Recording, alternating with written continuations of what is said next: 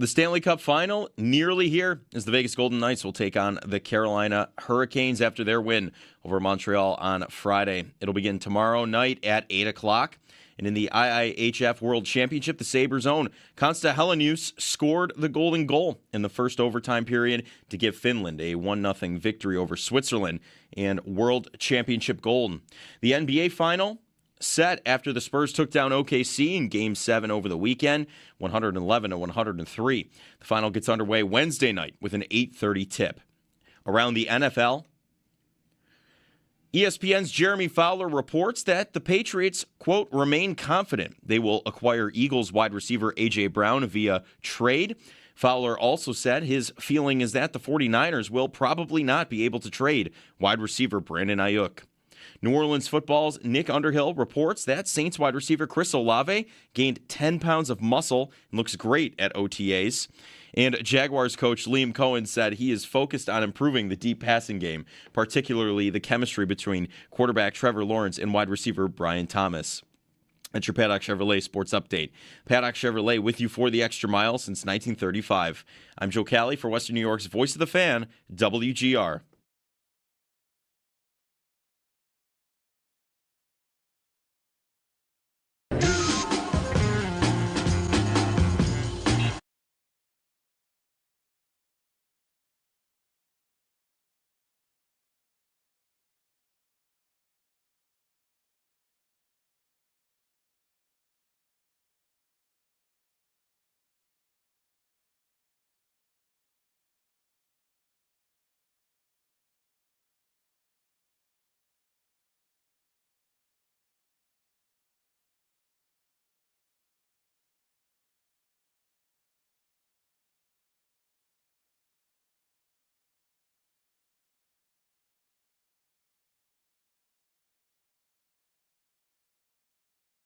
WGR.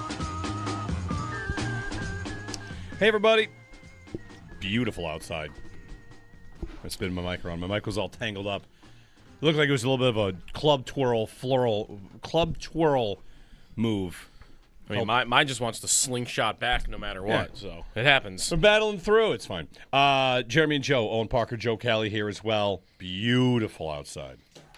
Great What a weekend for another week where we should say, is there any value if we just played golf and talked about like the Bills and people could listen to that? We're going to bring that up with some of the bosses here. Anyway, beautiful weekend. It was incredible throughout, right? The whole time. Got my first golf round in, and it was perfect the whole time. And yesterday, walking the dog, we're just gonna hang out outside. Yeah, it's nice. Last night was a night to hang out outside for sure. Did landscaping stuff, did porch stuff, did, everything it could. Put a grill together yesterday. Felt like, be outside, grab a cold one, text my brother, come help me put a grill together. Like, fine. In. Perfect. It's 48 right now, high is 69. And then summer weekend. Yeah, the rest of the week is going to be in the upper 70s and maybe even touch 80. So, yep.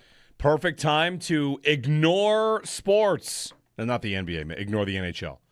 Is that the plan? Is that the plan? I don't know if I'll be able to really completely ignore it. I kind of want to ignore the NHL finals. I don't want to ignore the NBA finals. Very excited about that. Yeah, the NBA finals. And then the World Cup starts in 10 days. Yep. So, it's not really the summer to ignore sports. True. I think. Other than, what would it be to say, I'm just going to say it. I don't want to come off as hockey morally superior. I don't want to watch a second of Golden Knights and Hurricanes. I'm just not going to watch a second of it.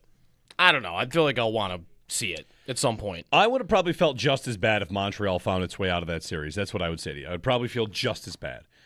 But I'd feel worse. I mean, Carolina and Vegas, this is it's not a hot take, right, to say that we don't hate the teams, we hate the cities. Like, if every Carolina player, instead of playing for the Hurricanes, played for Columbus, would we hate them as much? Probably not. And if every Vegas player played for, maybe this one's a little harder because Vegas might really be about hating Vegas. I mean, there's some history, there's stuff going on, right?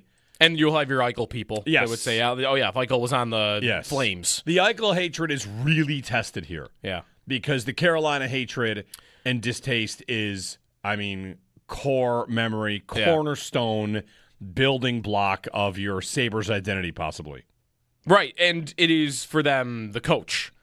Like, that guy is behind the bench. The guy, the captain, he scored the goal between Fitzpatrick's skates in Game 7. Like, he is standing there, and he's going to be in this series behind the bench. Like, that is going to be the center of my hatred for Carolina winning this series. Vegas, yeah, I mean, you could definitely have your distaste for the organization, but beyond that, it would be Eichel hate. And it would be, you just got here 9 years ago. Yeah, and it would be the cities that, wouldn't you feel like you don't deserve to, this is always going to be some part of Buffalo fans, I think, that you don't deserve to win as much because you don't care nearly as much as I do. Yeah. And I think that definitely would be the case with Carolina. Vegas would be more just you're spoiled than you don't care. I think they seem to care. It's just because they've only known their team to be amazing their entire existence. And so it's kind of not that hard to care as much as they probably do. They're on their way to having 4 pro sports teams, right? They're going to eventually get to all 4. They'll get there. Yep. And they have 2 now, and the other one they have nobody even really maybe I shouldn't say it like this, but I don't associate the Raiders with Vegas, maybe because they haven't been the least bit relevant yet. They have not been relevant. They probably could be with the new coach, and Tom Brady's part owner there. Yes, we have some Tom Brady content coming up today because he talked on a podcast like he loves to do. Just what I was hoping for when I woke up on Monday. Tom Brady content. Have you seen what it's about? No, I have not. You're going to get excited about it. Okay. Oh, and you've seen it? Yeah. Joe Cali. I sent it to Joe Cali. It's good stuff.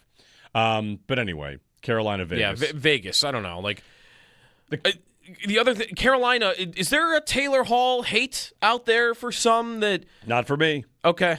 It's almost... I saw a little of that. Here's the challenge. It's confused by it. It's almost impossible. I don't know if I can really hold a grudge against any Sabre player that crossed paths with Bottrell. That's truly hand up reporting the truth. Yeah. You want to say people out there don't like Taylor Hall, and I would say that's justifiable. I understand that. I have no problem with him. Yeah. I'm trying to think of a player that crossed paths with Bottrell that I would hold the player responsible for anything that happened. I don't have one. And I mean, Kruger for that, too, if you want it. He's Hall is only Kruger and Bottrell, sure, and it's half a season. That's right. He scored in his first game. I was there. And that was his only goal. Taylor Hall? Yeah. You were wasn't he? Didn't he play here the year there were no fans? I thought I thought he played here the season they had no fans. Maybe I wasn't there. Maybe you're right. I don't know. I thought that was the case. Either way, he chose to come here, which people didn't often do. 2020. It was definitely not there. But then he was terrible, kinda. Right? He didn't score any goals. He had 19 points in 37 games on a team coached by Ralph Kruger. See, the thing I might blame him was good at taking all of the talent off the ice. See, the thing I might blame him for the most is didn't he come here because of Ralph Kruger? Yes. Yeah, that's tough. Tough to think. Hey, I'm gonna go play for him, and that's gonna get my numbers up. At least he 2 played. goals. he wasn't on the taxi squad. At least he played. Right, Middlestat and Skinner would have been on the taxi squad, I think, at some point during that season. But I don't have a hatred for Hall. You're right. Like, what player? I don't think, for me personally, because I don't have that as much with Eichel. What would be the guy in the series that I hate the most? That isn't Brindamore. It isn't the coach, and I don't know that I'd have a good answer for you on either side. Yeah. I don't have a reason to hate Stankoven or anything. Nope. Or Slavin. Like, these just aren't very... No. I hate the way Carolina plays. I don't know if I hate the individuals, though. The way they play. How'd they play against Montreal? Sieging the castle? I mean, it was relentless. Yeah. It was an absolute bodying. It is as one-sided a series as I think I've ever seen in my life. I agree with that. Like, Montreal wins game 1, and that is absolutely chalked up to rest versus rust. Yeah. And then the rest of the series is, frankly, a bludgeoning. Embarrassing. Yeah. For any team. I mean, it ends up looking like it kind of undoes Montreal's story in a way. Mm-hmm. Wow, 2 straight Game 7 victories. They just find ways to win. I know it doesn't really undo their accomplishments, and I'm not trying to say this as like a bitter Sabres fan, but man, if you do that and then get absolutely just thwomped in the championship game, like what's the Raiders story in 51-3? What's the story of the season? I don't know. A Raider fan could tell me. Did you feel good about the season until that moment? And then you knew, well, never mind. Now the whole season is 51-3. Right. Because what we saw was like a 51-3 level dominance in that series between Montreal and Carolina. Yeah, they looked like they weren't. They looked like they didn't deserve to be there. No. And that undoes being there to some degree. Like, you would feel excited about my new young team that arrived, and maybe I don't beat Carolina here, but I'm excited about the potential for my team to now go and win the Stanley Cup. If not this year, then hopefully in the next couple of years, because that's what I'm building towards. Oh, wait a minute. No, I'm not on their level at all. Oh, look how far.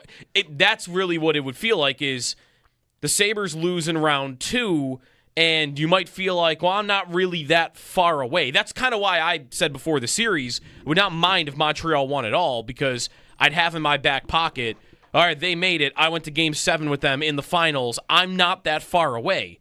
And if you're Montreal, you definitely would have felt like I'm not that far away going into the series, and now you might feel like, oh my gosh, there's an ocean between where I am and Carolina. Yeah.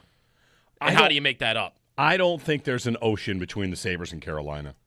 And I know that, like, I don't have any way to prove that, right? It's impossible. They didn't get to play a 7-game series. Right. Maybe the Sabres get swept out in 4.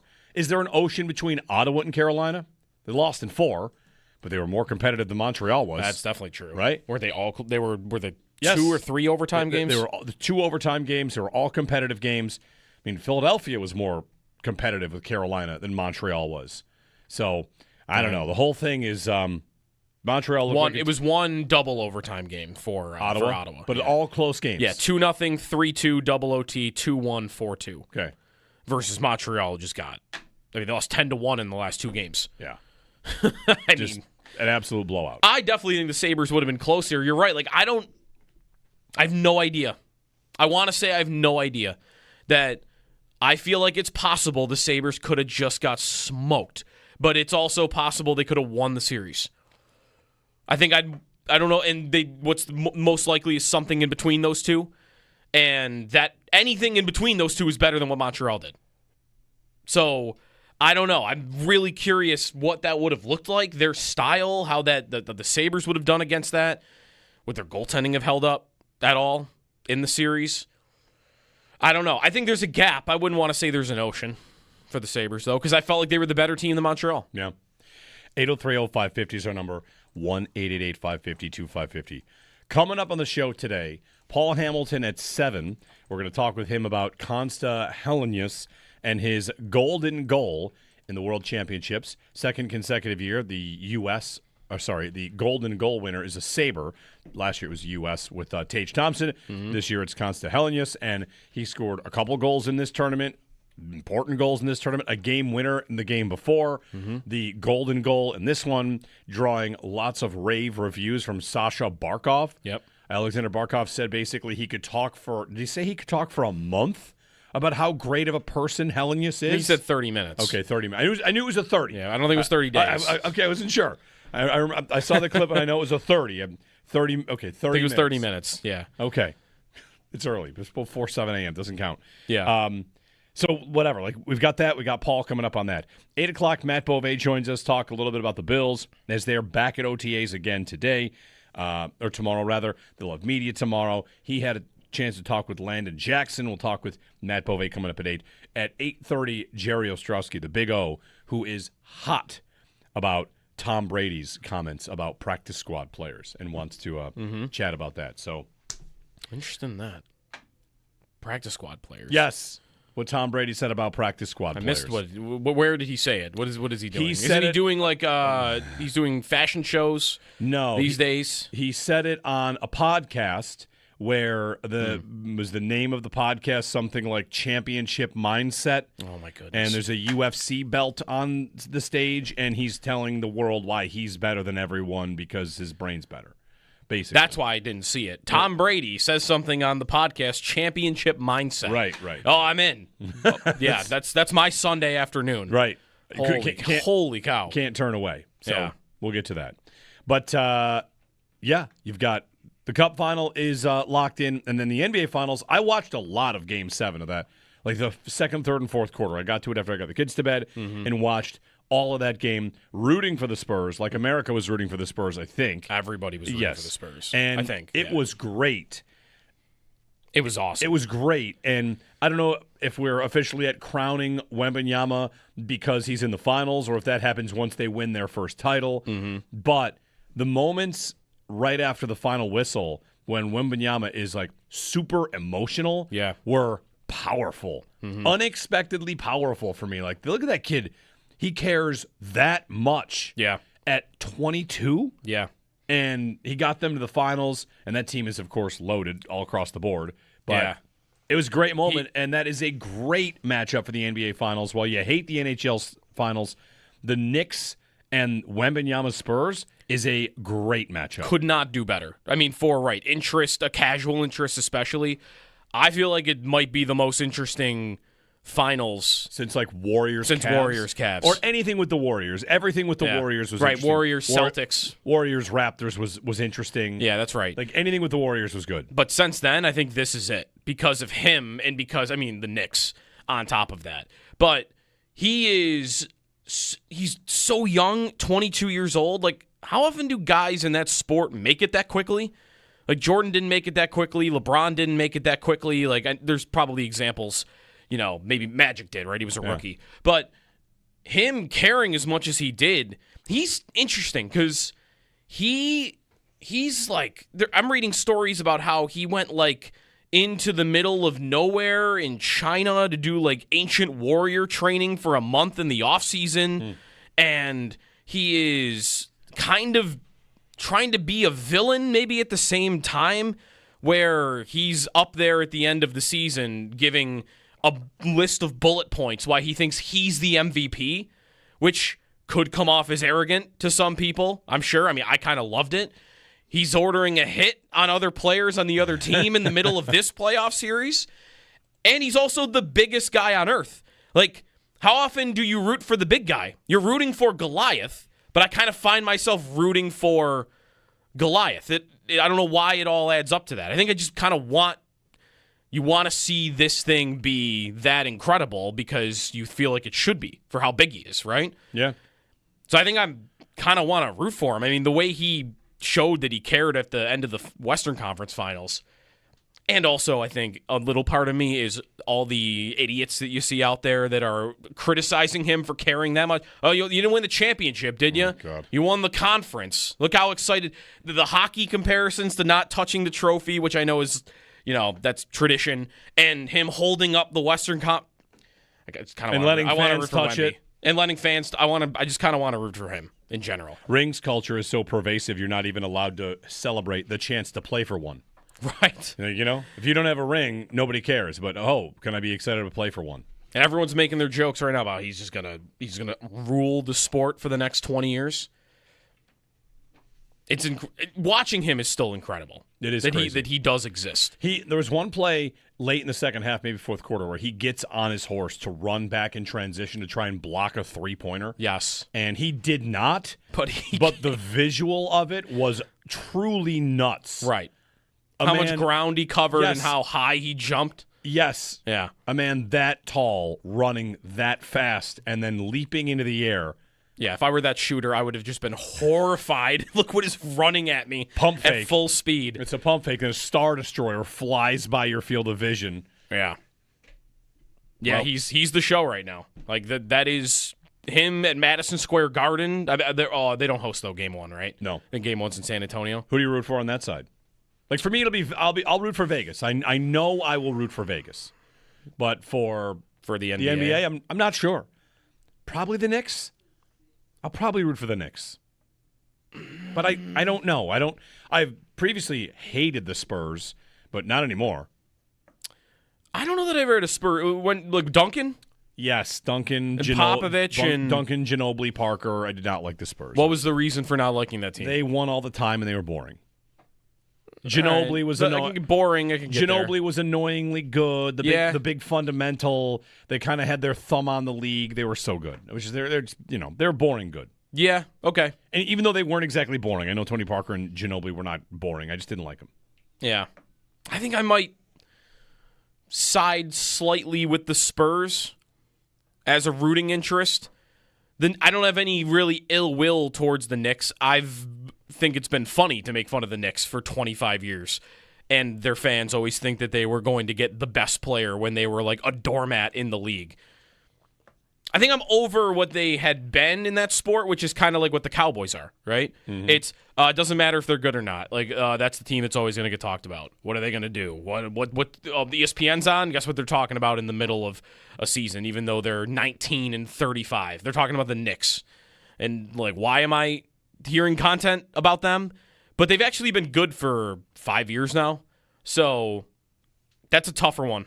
I really don't have a strong pull on either side, but it's more because in the Stanley Cup final, I can't think of a great reason to root for either, and in this one, I can't think of a great reason to root against either. Are the Knicks the Leafs?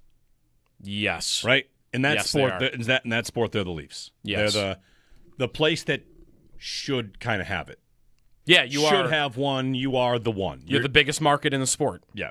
You should have it. Yeah, and you have gone 50 years, right? When's their last? 74? Yeah. 70s, right?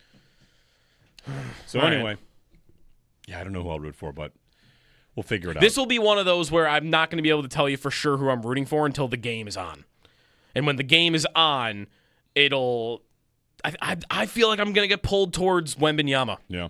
Like, I don't know why he is so rootable to me, but it might be the care and I think the effort that he puts in.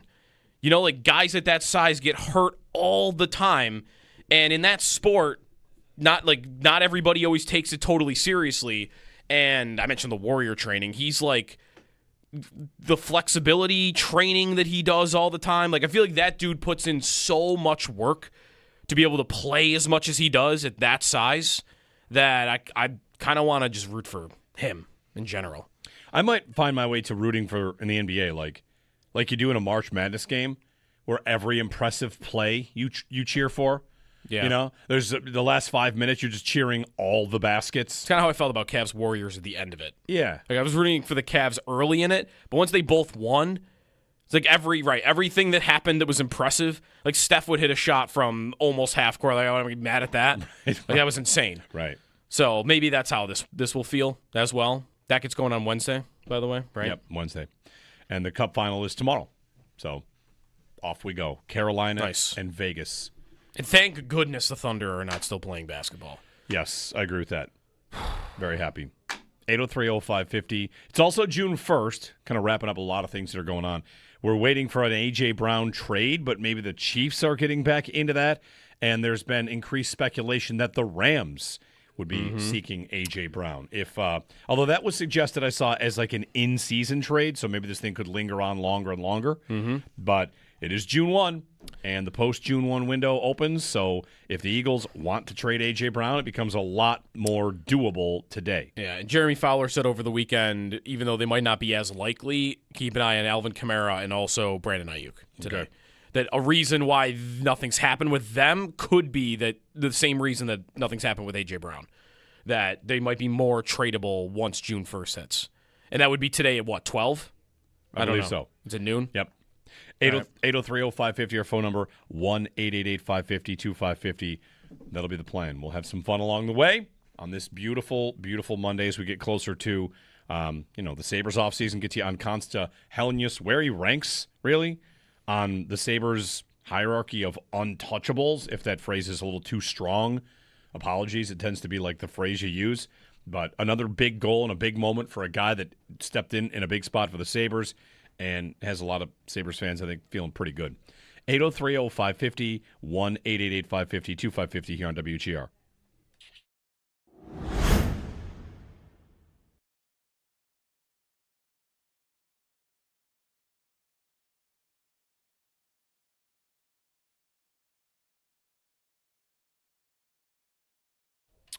Hey, it's Sneaky Joe.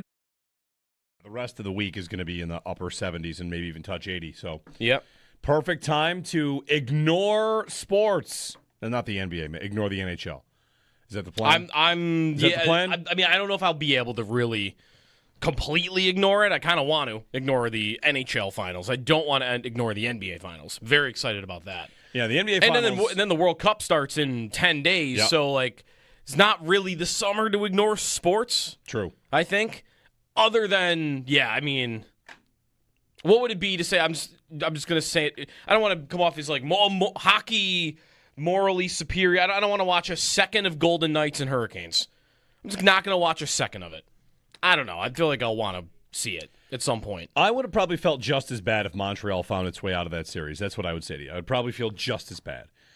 But I'd feel worse. I mean, Carolina and Vegas, this is it's not a hot take, right, to say that we don't hate the teams, we hate the cities. Like if every Carolina player, instead of playing for the Hurricanes, played for Columbus, Yeah. would we hate them as much? Probably not. And if every Vegas player played for, maybe this one's a little harder because Vegas might really be about hating Vegas. I mean, there's some history, there's stuff going on, right? And you'll have your Eichel people. Yes. That would say, oh, yeah, if Eichel was on the Flames. The Eichel hatred is really tested here. Yeah. Because the Carolina hatred and distaste is, I mean, core memory, cornerstone, building block of your Sabres identity, possibly. Right, and it is for them the coach. Like, that guy is behind the bench. The guy, the captain, he scored the goal between Fitzpatrick's skates in Game 7. Like, he is standing there, and he's going to be in this series behind the bench. Like, that is going to be the center of my hatred for Carolina winning this series. Vegas, yeah, I mean, you could definitely have your distaste for the organization, but beyond that, it would be Eichel hate. And it would be, you just got here 9 years ago. Yeah, and it would be the cities that, wouldn't you feel like you don't deserve to, this is always going to be some part of Buffalo fans, I think, that you don't deserve to win as much because you don't care nearly as much as I do. Yeah. And I think that definitely would be the case with Carolina. Vegas would be more just you're spoiled than you don't care. I think they seem to care. It's just because they've only known their team to be amazing.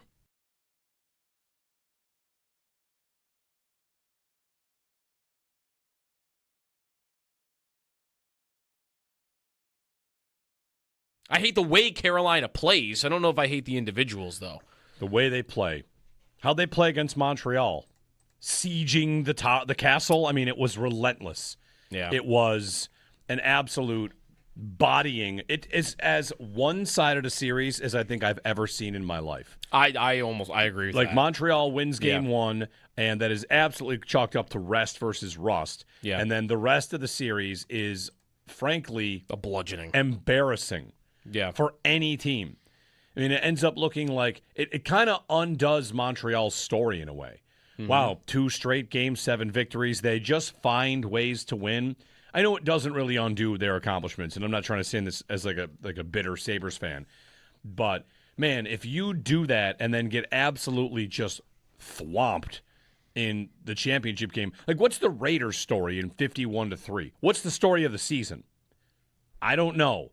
A Raider fan could tell me. Did you feel good about the season until that moment? Mm-hmm. And then you knew, well, never mind. Now the whole season is 51-3. Right. Because what we saw was like a 51-3 level dominance in that series between Montreal and Carolina. Yeah, they looked like they looked like they didn't deserve to be there. No. And that undoes being there.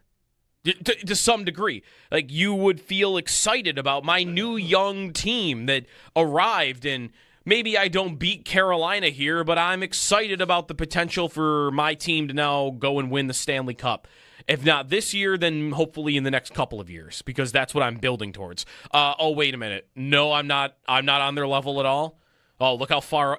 That's really what it would feel like, is the Sabres lose in round 2, and you might feel like, well, I'm not really that far away. That's kind of why I said before the series, I would not mind if Montreal won at all, because I'd have in my back pocket, all right, they made it. I went to Game 7 with them in the finals. I'm not that far away. And if you're Montreal, you definitely would have felt like I'm not that far away going into the series, and now you might feel like, oh my gosh, there's an ocean between where I am and Carolina. Yeah.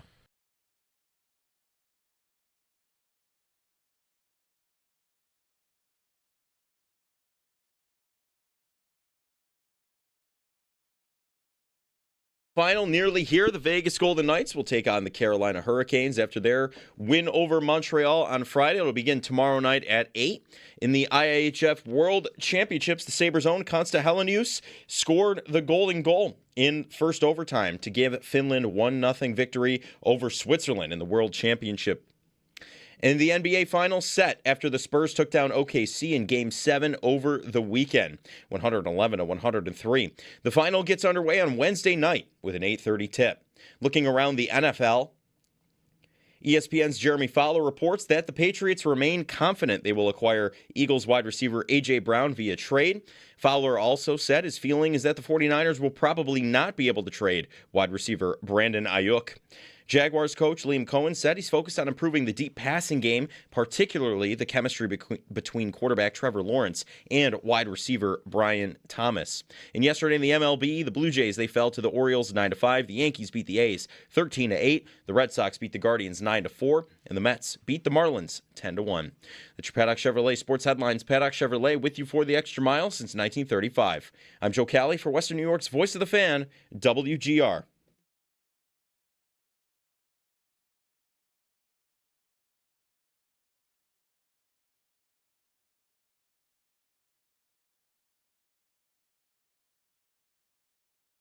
Moser ei pääse kiinni. Helenius kiertää korkealle. Pääseekö laukomaan? Helenius tulee! Tekee maalin! Suomen maailmanmestari! Tekee maalin! Kosta Helenius! Kosta Helenius tekee maalin! Suomi voittaa! Suomi voittaa! Kosta Helenius laulaa Suomen maailmanmestariksi! Suomi on maailmanmestari! Kosta Helenius! Tästä puhuttiin kolmannessa... I heard Suomi in there. I heard that too, yeah. Yeah? Yeah. A native name for Finland and the Finnish language. Suomi. I got one word. Yeah. The Finnish call. I heard Helenius. Yes. That was in there. Konsta Helenius. The legend grows. Yeah. In his home country, too, especially. Mm-hmm.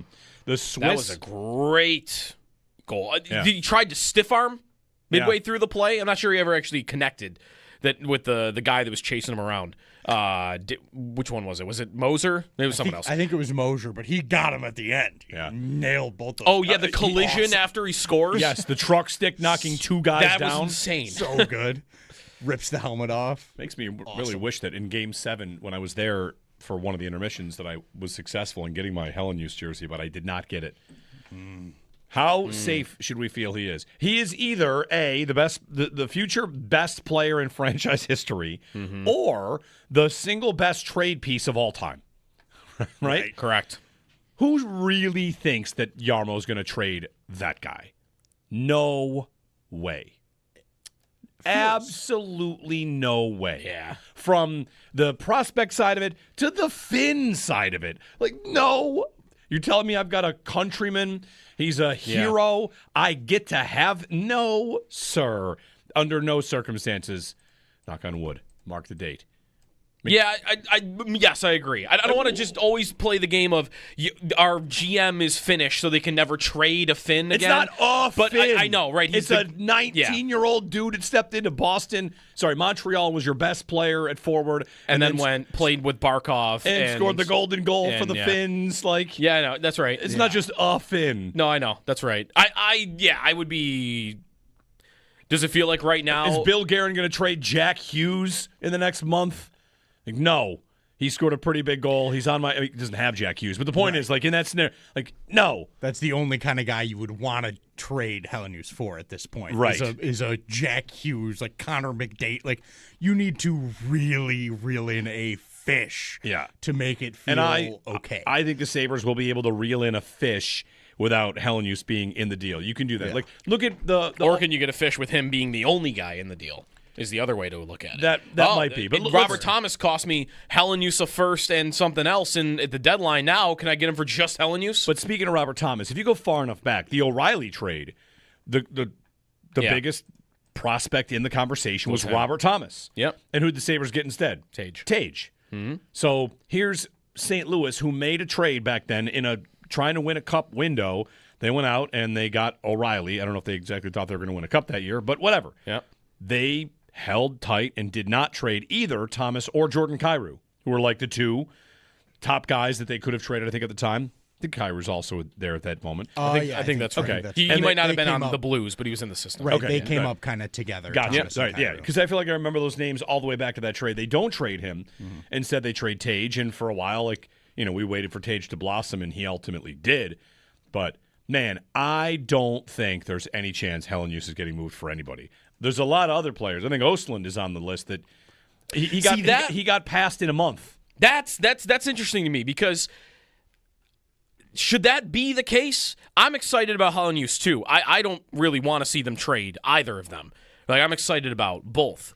But Hellenius looks great, but he's done it in a pretty small window here, right? The fact that it was playoff games maybe would help that along, but also Östlund had 3 great playoff games as well before he went back injured.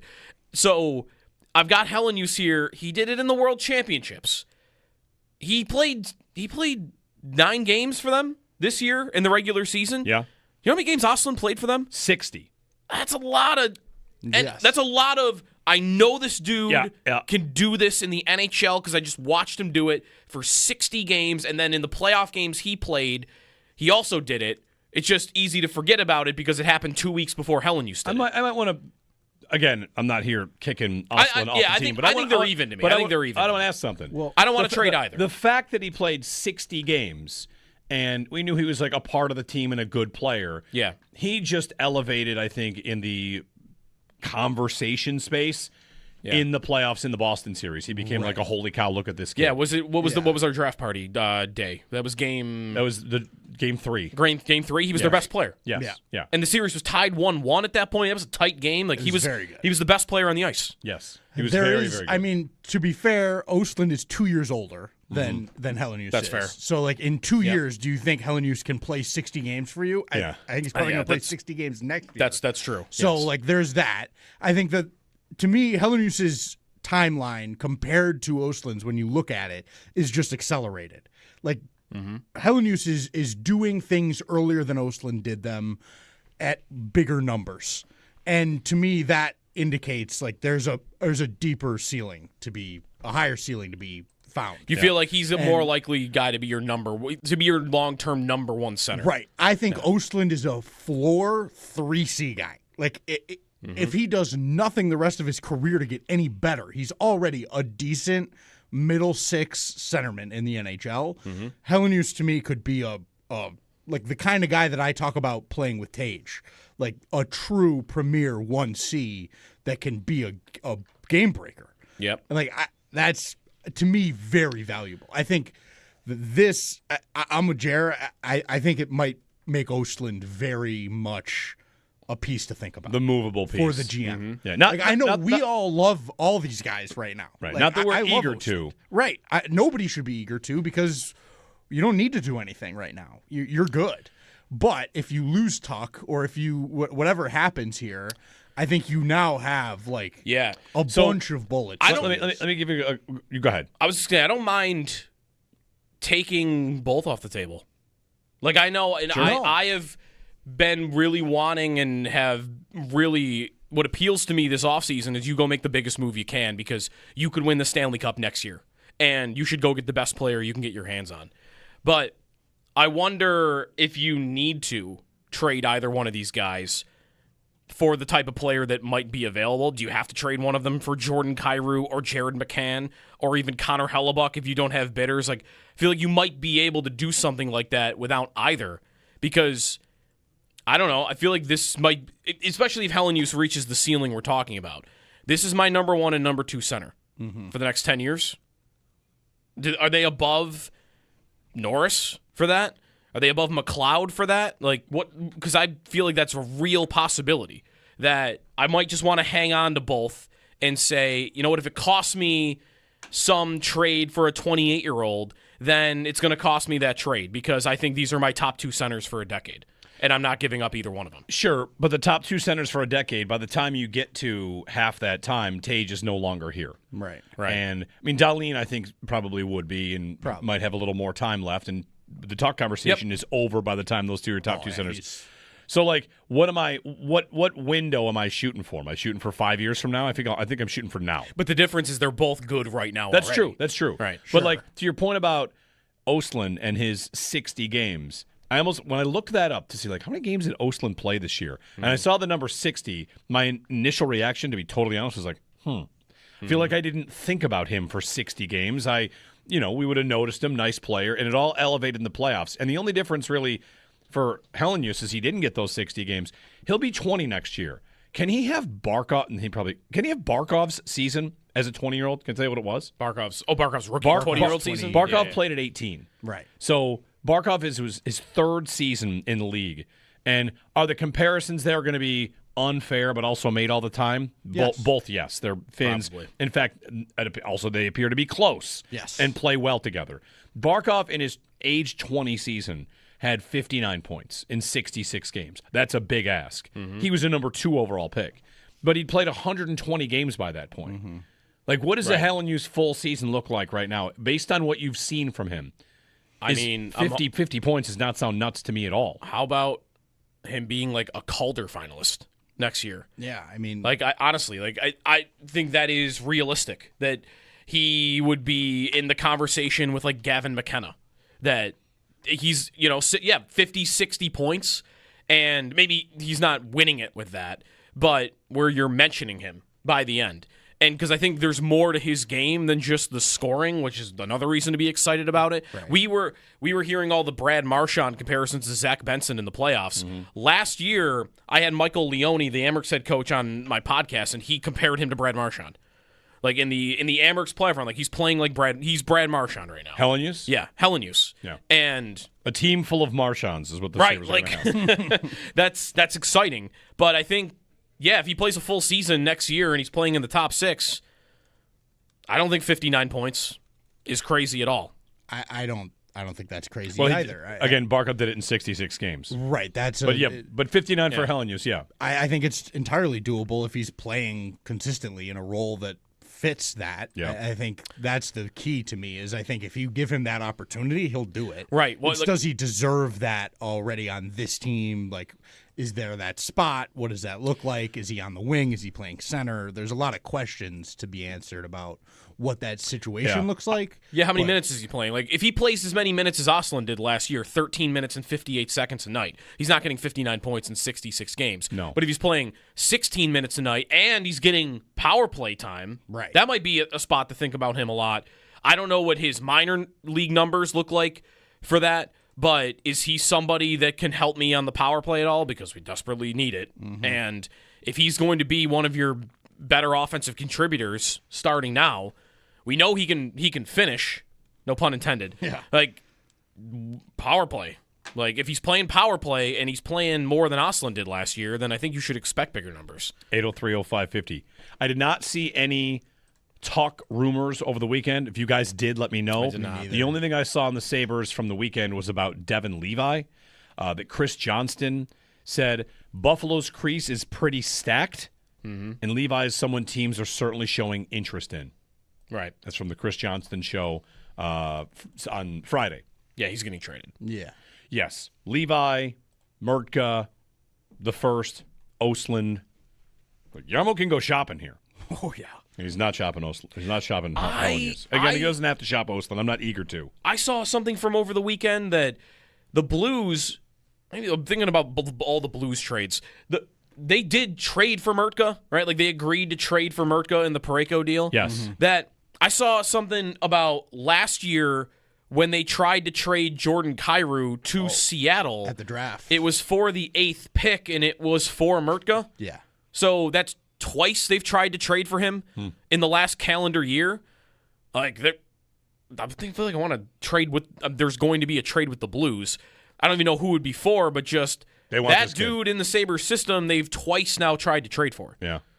So something maybe comes from that. And if he's in the trade, that's where I wonder, like, like the Kyrou idea is something that excites me. He had a down year, and he had a knee procedure at the end of the year. If Roddy Mertka is in that deal, do I have to trade them, Ostlund or Hellenius, to get that done? I feel like I've already satisfied the requirement of the top-level prospect that you want, that you definitely want. because we have, a lot of evidence that says that you like that player. 803-0550. When we return, I want to ask you a question about Vegas and Carolina. Let's make an NFL comparison. The worst possible Super Bowl. Get your thoughts on that. 803-0550. Paul at 7 on Hellenius and that golden goal and the Sabres, how things stack up. The Devin Levi conversation there as well as we get closer and closer. It's June 1st. The Sabres offseason begins in like 2 weeks because it's right after the Cup final that trades kind of start happening. And, of course, the draft is less than, it's 3.5 weeks away. It'll be 3 weeks from the end of this week. Jeremy and Joe, 803-0550 on WGR.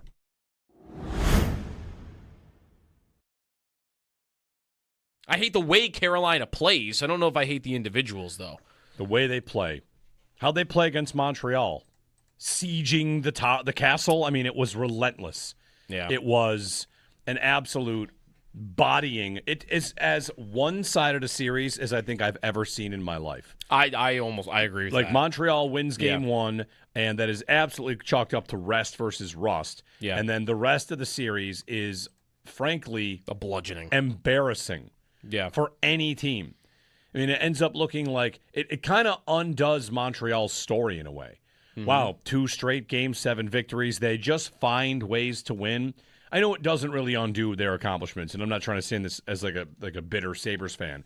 But, man, if you do that and then get absolutely just thwomped in the championship game, like what's the Raiders' story in 51-3? What's the story of the season? I don't know.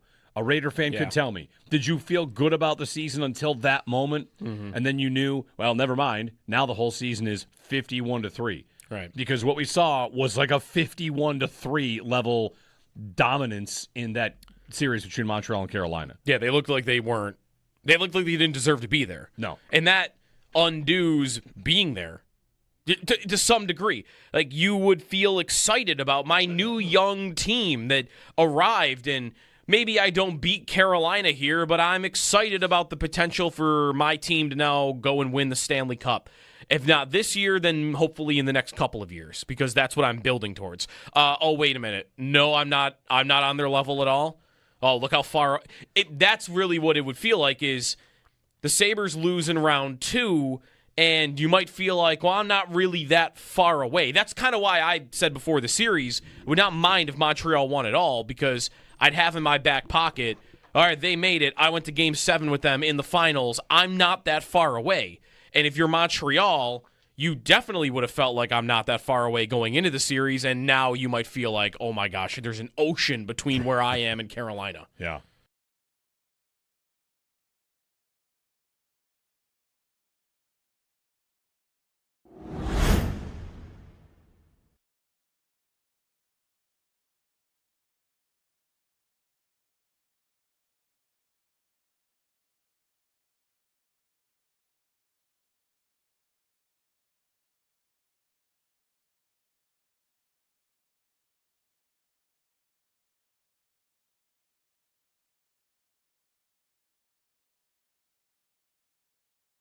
The rest of the week is going to be in the upper 70s and maybe even touch 80. So, Yep.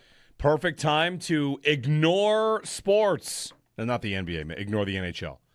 Is that the plan? Is that the plan? I mean, I don't know if I'll be able to really completely ignore it. I kind of want to ignore the NHL finals. I don't want to ignore the NBA finals. Very excited about that. Yeah, the NBA finals. And then the World Cup starts in 10 days. Yep. So, it's not really the summer to ignore sports. True. I think. Other than, what would it be to say? I'm just going to say it. I don't want to come off as hockey morally superior. I don't want to watch a second of Golden Knights and Hurricanes. I'm just not going to watch a second of it. I don't know. I feel like I'll want to see it at some point. I would have probably felt just as bad if Montreal found its way out of that series. That's what I would say to you. I would probably feel just as bad. But I'd feel worse. I mean, Carolina and Vegas, this is it's not a hot take, right, to say that we don't hate the teams, we hate the cities. Like, if every Carolina player, instead of playing for the Hurricanes, played for Columbus, would we hate them as much? Probably not. And if every Vegas player played for, maybe this one's a little harder because Vegas might really be about hating Vegas. I mean, there's some history, there's stuff going on, right? And you'll have your Eichel people Yes. that would say, oh, yeah, if Eichel was on the Flames. The Eichel hatred is really tested here. Yeah. Because the Carolina hatred and distaste is, core memory, cornerstone, building block of your Sabres identity, possibly. Right, and it is for them the coach. Like, that guy is behind the bench. The guy, the captain, he scored the goal between Fitzpatrick's skates in Game 7. Like, he is standing there, and he's going to be in this series behind the bench. Like, that is going to be the center of my hatred for Carolina winning this series.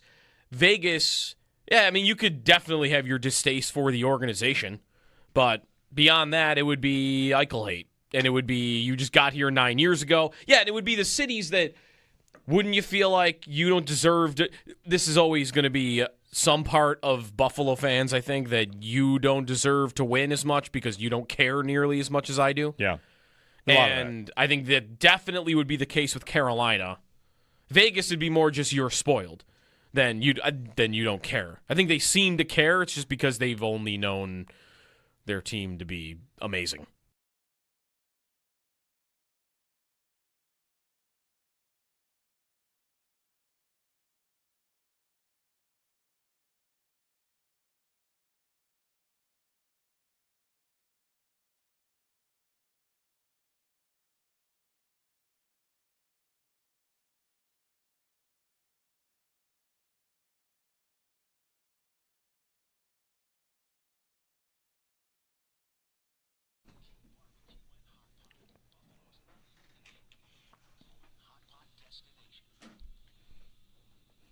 Hey, everybody. Jeremy and Joe, welcome in. Happy Monday. If you're joining us on the YouTube stream, thank you for doing that. YouTube stream powered by Belknap Heating and Cooling. Got a good question for you on the other side. But before that, notice a rattle in your ducts or a rise in your heating and cooling bills. If you do, give Belknap a ring with 0% financing. The cost of upgrading to a high-efficiency dual-fuel heating system is a breeze. Learn more at belknapheating.com. That's belknapheating.com. Go green, save energy and money with Belknap. Schedule a free estimate on your installation. Give Belknap a ring at 688-1728. For more comfort and less ka-ching, give Belknap a ring. All right, the challenge, I'll give you guys a quick homework assignment during the break. If Vegas, Carolina is the worst-case scenario, Stanley Cup final, what is the NFL version of that for us? Worst Super Bowl scenario for a Buffalo Bills fan or whatever, for you individually, the worst scenario there is. I think New England has to be in it, right? Not Kansas City back? Not Baltimore? Do you know the not Armageddon that would happen if Lamar did get one? That's very true. Just prepare. Come on. I know. Bills fans and Ravens fans argue around the clock and in all of May. All of it is dumb. I know. All of it is dumb. It would be something is all. Cincinnati? If you care as much about the Ravens as you do about the Chiefs or the Patriots, I think you got to reevaluate. We already established this, that the Allen defenders, I know, who are a lot of us out there, that want to make sure that everyone knows he's a lot better than, if you want to say the narrative, anybody else winning one could be bad, and I feel like Lamar or Burrow. But anyway, New England's a fine answer. New England? New England would be my answer. I mean, I could also get the Pittsburgh being an answer. What? I don't want to think about that. Pittsburgh making the Super Bowl. Is Cleveland an answer here because they're supposed to be the loser franchise? Jeez. Like, what's the worst possible Super Bowl? New England against who on the other side? The NFC is going to be the tougher side. The Cowboys? Cowboys. The easy answer here. Yeah. That would be tough. Patriots, Cowboys. Philly? What about some team that fires their head coach and hires Sean McDermott here? Ooh, there's an idea. That's funny. Could be Philly if things late in the season. Yeah, right. Oh, Philly. Could be Philly. Sirianni punches a fan, and now they need a new head coach. And it's McDermott. And it's McDermott. Oh, man. And he rallies the troops all the way. Yeah. Pours ice water on the Jalen Hurts. If Sean McDermott... No. Then it would be McDermott's Eagles against the Chiefs. Because you would either have to root for the Chiefs or McDermott beats the Eagles or beats the Chiefs. Struggling with McDermott beating the Chiefs to win the Super Bowl. Fair. There we go. The story would be crazy. That's mine. Listen, he's not a coach yet, and if he does get another job again, are we really going to root against him? No, No. absolutely not. Unless he's the Jets coach. It's not like Doug Marrone leaving like that. Like that's Whoever he coaches will probably be like the team I want to win after the Bills. There's teams he could go to that I feel like it would hurt. it would ramp it up. Although how many would there be other than like the Jets? Just because that'd be in division. Because he's not going to the Chiefs. Oh, what Super Bowl would I hate? Or the Patriots. I think the one I guess, New England, Vrabel, they get some more. I was going to say, we get one last Vrabel drop and the end of days for him. Yeah, if he became the New England coach, that would be that tough. would do it. my worst case scenario for the Super Bowl has to involve the Chiefs getting back. It would be demoralizing. after missing the playoffs and coming back. Just like picking in the top 10 and just you're back. Would be very demoralizing. I don't think they will. 803-0550, Paul Hamilton on the other side on Consta Hellenius. The latest on Devin Levi, the Sabres offseason getting, of course, closer and closer with the Cup final ready. Get his thoughts on that matchup as well, how the Sabres might have fared against Carolina, how he's thinking about that. Paul, next here on WGR.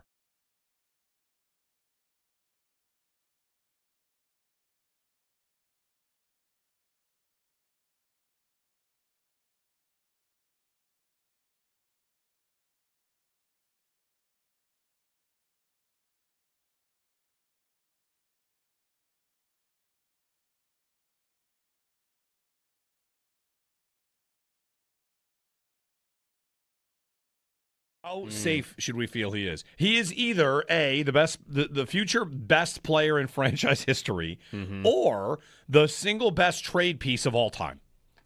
Right? Correct. Who really thinks that Yarmo's going to trade that guy? No way. Absolutely no way. Yeah. From the prospect side of it to the Finn side of it. Like, no. You're telling me I've got a countryman, he's a hero, I get to have? No, sir. Under no circumstances, knock on wood, mark the date. Yeah, yes, I agree. I don't want to just always play the game of our GM is finished, so they can never trade a Finn again. It's not but Finn. I know, right? It's a 19-year-old dude that stepped into Montreal, was your best player at forward, and then played with Barkov and scored the golden goal for the Finns. Like, yeah, no, that's right. It's not just a Finn. No, I know, that's right. I would be. Does it feel like right now is Bill Guerin going to trade Jack Hughes in the next month? Like, no, he scored a pretty big goal. He's on he doesn't have Jack Hughes, but the point is, like, in that scenario, like, no, that's the only kind of guy you would want to trade Hellenius for at this point. Right, is a Jack Hughes, like Connor McDavid. Like, you need to really reel in a fish, to make it feel okay. I think the Sabres will be able to reel in a fish without Hellenius being in the deal. You can do that. Like, look at or can you get a fish with him being the only guy in the deal? Is the other way to look at it. That might be. But Robert Thomas cost me Hellenius a first and something else at the deadline. Now, can I get him for just Hellenius?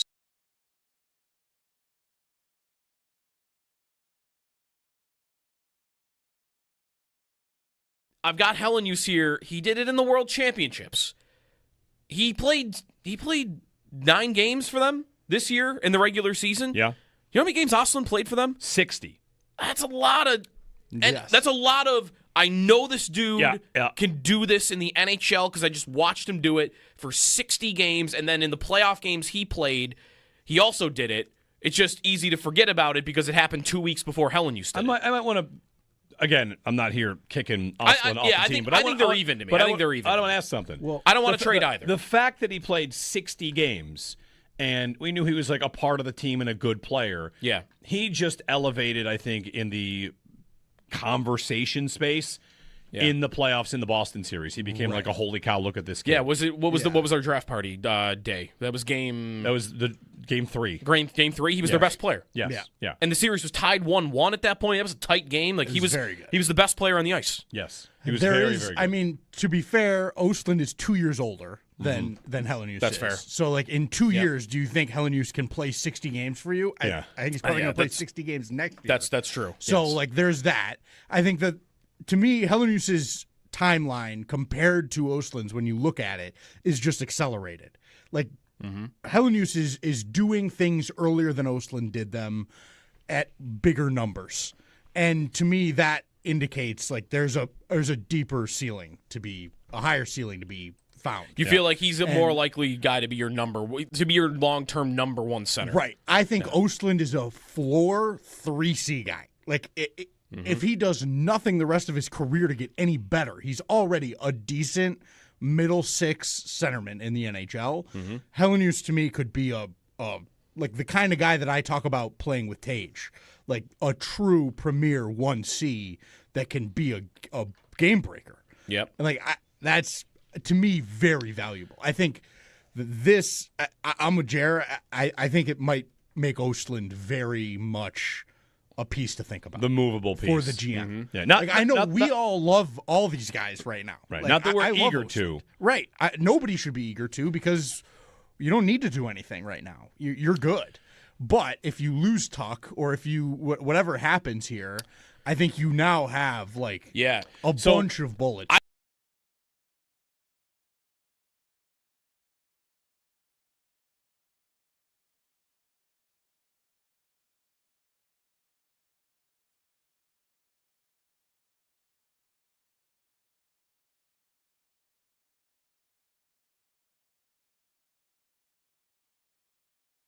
The Stanley Cup Final nearly here as the Vegas Golden Knights will take on the Carolina Hurricanes after Carolina won their matchup with Montreal on Friday. It'll begin tomorrow night at 8 o'clock.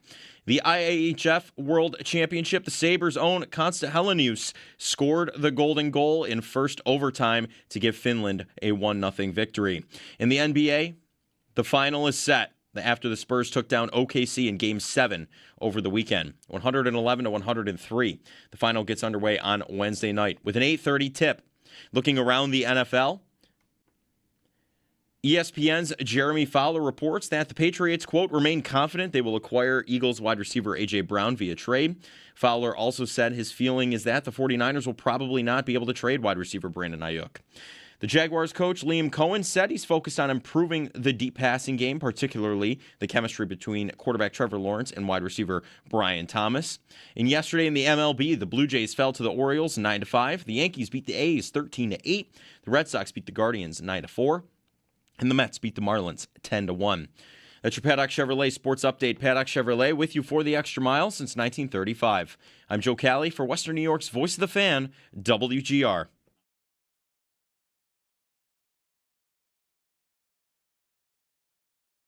It's Paul Hamilton. He has the facts to back up his opinions.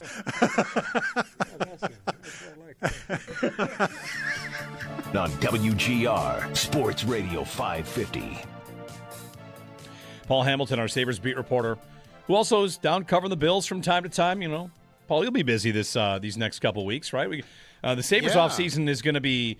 It's funny, off-season for the Sabres, for the hockey team, there's like 2 weeks now, and then back at it, and then off a little bit like later July and August. So anyway, welcome back.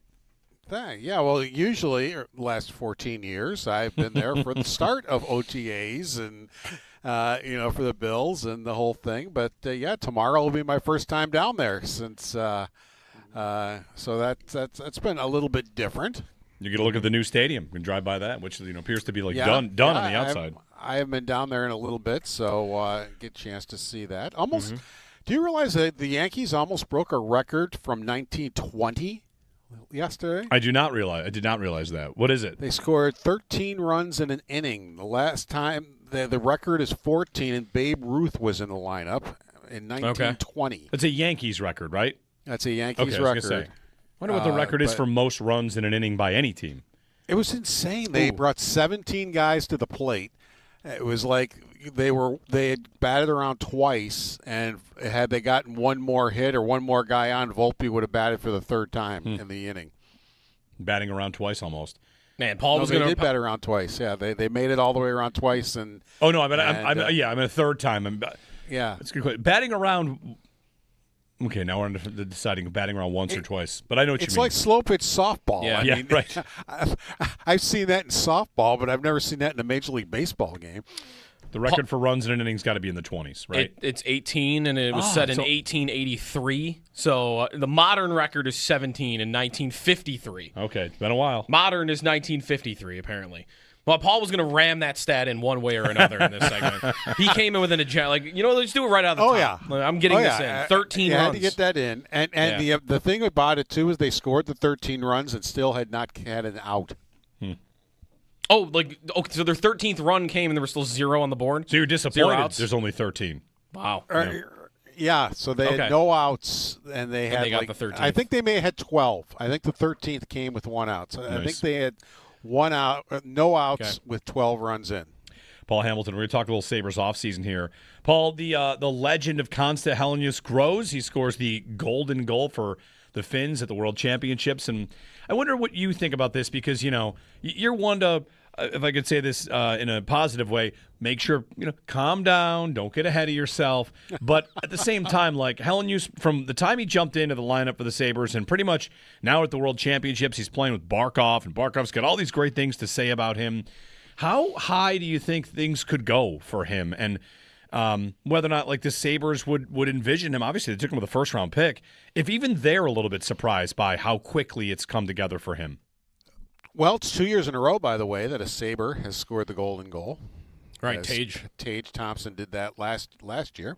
Mm-hmm. And, I mean, I can, I think, safely say that Ostland and Kulik for sure and Helenius are done in the American Hockey League.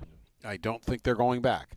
So, that's another thing that it's a good problem to have, and something that Jarmo Kekalainen has to figure out is, find places for these 3 players in the lineup, or at least find three roster spots for these players. It'll be Lindy's job to find out how to put them in the lineup. And it was interesting because, I had said that, especially in Montreal, that's a tough spot to put a 19-year-old, and at the time, with that atmosphere and everything else, and I just didn't think it was the right thing to do. And Lindy Ruff admitted they were having the same conversation, but then they decided, all right, let's just do it. But they were having the same conversation. Is this fair to him to put him in the lineup in this spot in Montreal with those fans and everything? And they were going back and forth about it, and they decided, you know what, let's just do it. And I think one of the reasons why is the attitude that he had. After the game, he just said it was a hockey game. Yeah. He just stood there, looked at it, he's like, yeah, it was fun. It's no big deal. It was a hockey game.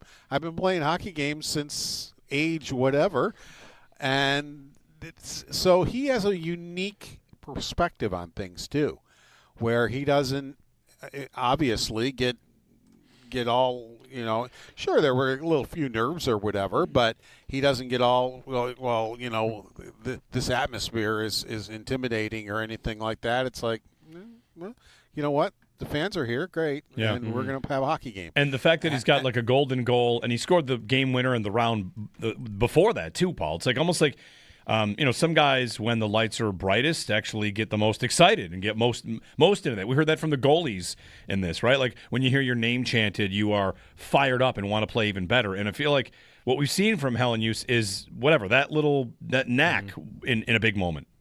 And Finland had to hold a spot for him. I mean, it's not like so they had nobody in that spot, so they were hoping that he would wind up being able to go out there, because had the Sabres won in overtime, then he would not have been able to get there and help them out.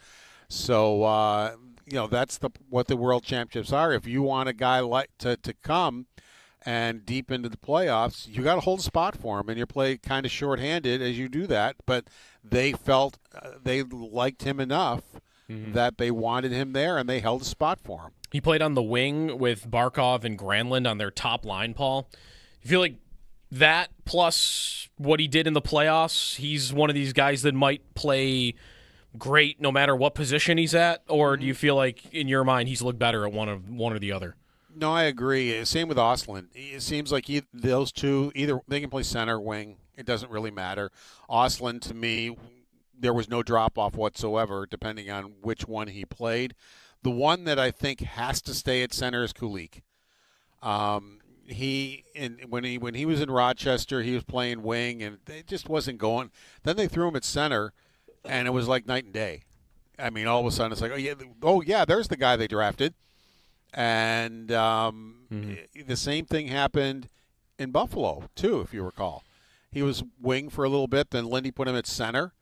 And at the last X amount of games, of course not this past year, but the year before, he really excelled playing center for, I believe it was Thompson and Benson, if I'm not mistaken. Mm-hmm. And they were a really good line together. And Lindy Ruff was counting on him to be one of his top two centers. And then all of a sudden, he winds up with this sickness and the blood clot and everything, and it didn't work out for him. So he's, of the three, I think he's the one that has to play center. The other two seem like they're fine either way. Do you envision, Paul, like all three just being here and on the team, and you figure that part of it out, like you mentioned? Are any of the three more tradable than the other to you? Like, I know a lot of today, especially Twitter last night after he scored, was you cannot trade Hellenius now. Like, you cannot do it. Yeah. Like, I don't want to see them do it. And Kulik, you might not be able to just because of health concerns in the way you might want. So, I don't know, is one – I don't want to say one has to be traded, but I guess what one of the three would be the most tradable to you if the Sabres were in the market for a big name? Today, I would say Ostlund is, of the three, the best two-way player. I mean, he's just as good defensively as he is offensively, and he's a big problem for the other team. I think Hellenius is also a pretty good two-way player, and I think Kulik has worked on it. And that's one of the things I noticed when he was doing well at the end of the last season was his two-way game. It seemed like he really was paying attention to it and really trying to get better at it and was getting better at it. So I think anybody that would looking at would see a more polished two-way player in Ostlund, followed by Hellenius. Now, in Kulik, you've got a guy who is a great shot and a good offensive talent, and he's maybe a guy that can help the power play for the Sabres. He's always been a power play player, was a fantastic power play player in Rochester. So, if he comes back healthy in the fall, which everything sounds like he might, there's a guy right there that can maybe help improve the power play. And does the three of them having basically to be in your lineup and earned their way there, does that affect what they're thinking with Tuck? Because if Tuck signs, they probably got to get rid of somebody. And I don't think Jarmo has a real appetite for that with the way he talked at the end of the year, saying it has to be a contract that allows us to get better. And what I took from that is we can't be subtracting players to get this contract. He wants Benson, in a long-term contract. He wants Byram in a long-term. But now he doesn't affect the salary cap next year. His contract is what it is now. Even Malenstein he wants to bring back as a big part of the team. Krebs. We don't know where they are with Kesselring, if Kesselring wants to be back or not. If Tuck doesn't re-sign, all those guys you can get them signed up and probably bring in a free agent or whatever if that's what you feel you want to do. So having those three players and knowing that they can play well in NHL caliber and the sky's the limit for these youngsters, does that change their thinking? Paul, to that point, the timeline of this for Benson and Byram, if they want to get them signed, they can't do that until after July 1st, right? When they enter Benson they can, not Byram. Benson they can, okay. Because what I was going to get to was like Jarmo, they could also, of course, agree to terms before July 1st and not publicly, sign anything. But whatever. What I was going to get to was how much do you feel like the timeline of it will make things a little bit sticky for Kekalainen because if he wants Tuck but not at the expense of the other two guys, and those other two guys become priority, and then by having them be that priority, it gets Tuck to the market. Yeah, I think that's what would get him there, unless Tuck is willing to get closer to the Sabre price, whatever that might be. And again, as we said the other day, we don't know if it's an issue of where does Tuck want to play, if it's an issue of money, or if it's an issue of the Sabres want to give him 4 years and he wants 8 years. So we don't know, what the issues are and what the stumbling blocks are. But but if Kempe got 10-6 or 10-7, something like that. So I think Tuck is the better player. Yeah. So you say, well, what would the market be for him? You would say around 11. Yeah. Well, the reports are the Sabres want to keep it under 9. So that's a big gap if those reports are correct.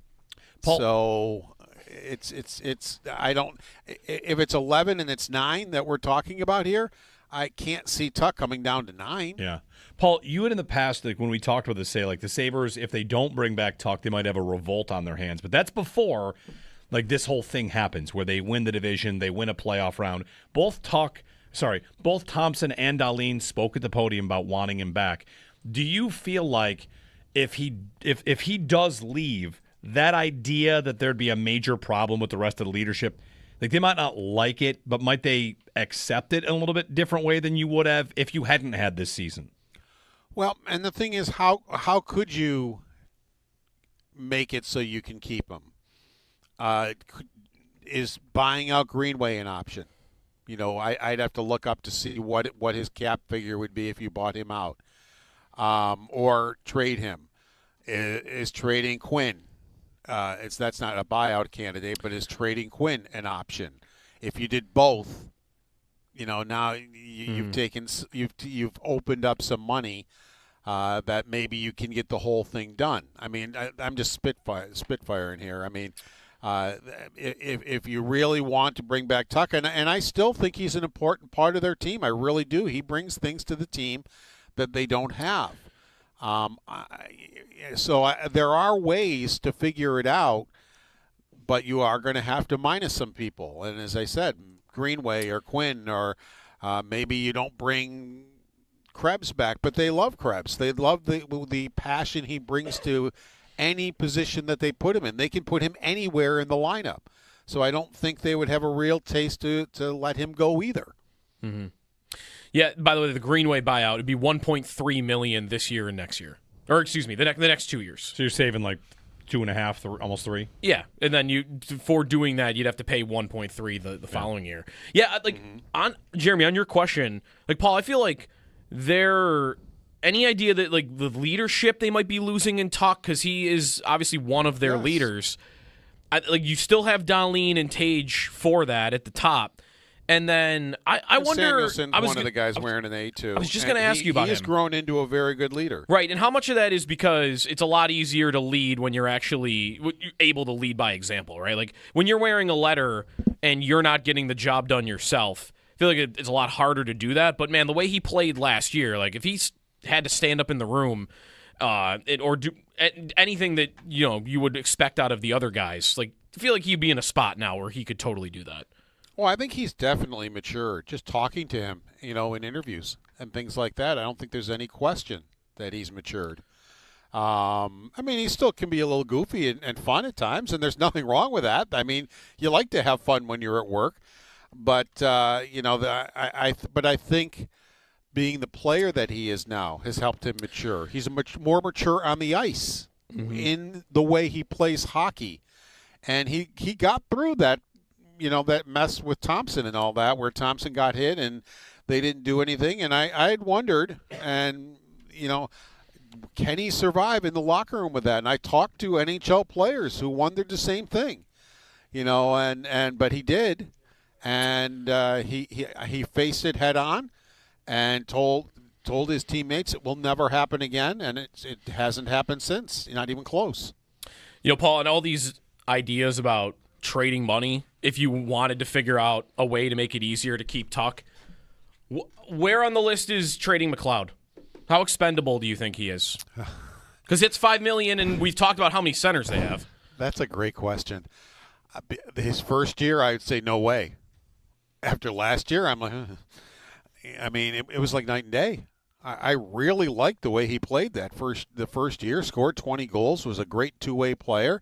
Lindy Ruff is the one who said that in the playoffs, when he finally put him down with Mallenstein and Greenway as a center. He said, I haven't liked his defensive play. It hasn't been up to snuff. And I don't, as you know, I don't put a lot of stock in plus minus, but he was like minus -7 in the whatever playoffs. it was, and it Yeah. was way out of whack with the rest of the team. And so I don't know how to answer that question, because if it's the first year McLeod, I would want nothing to do with trading him.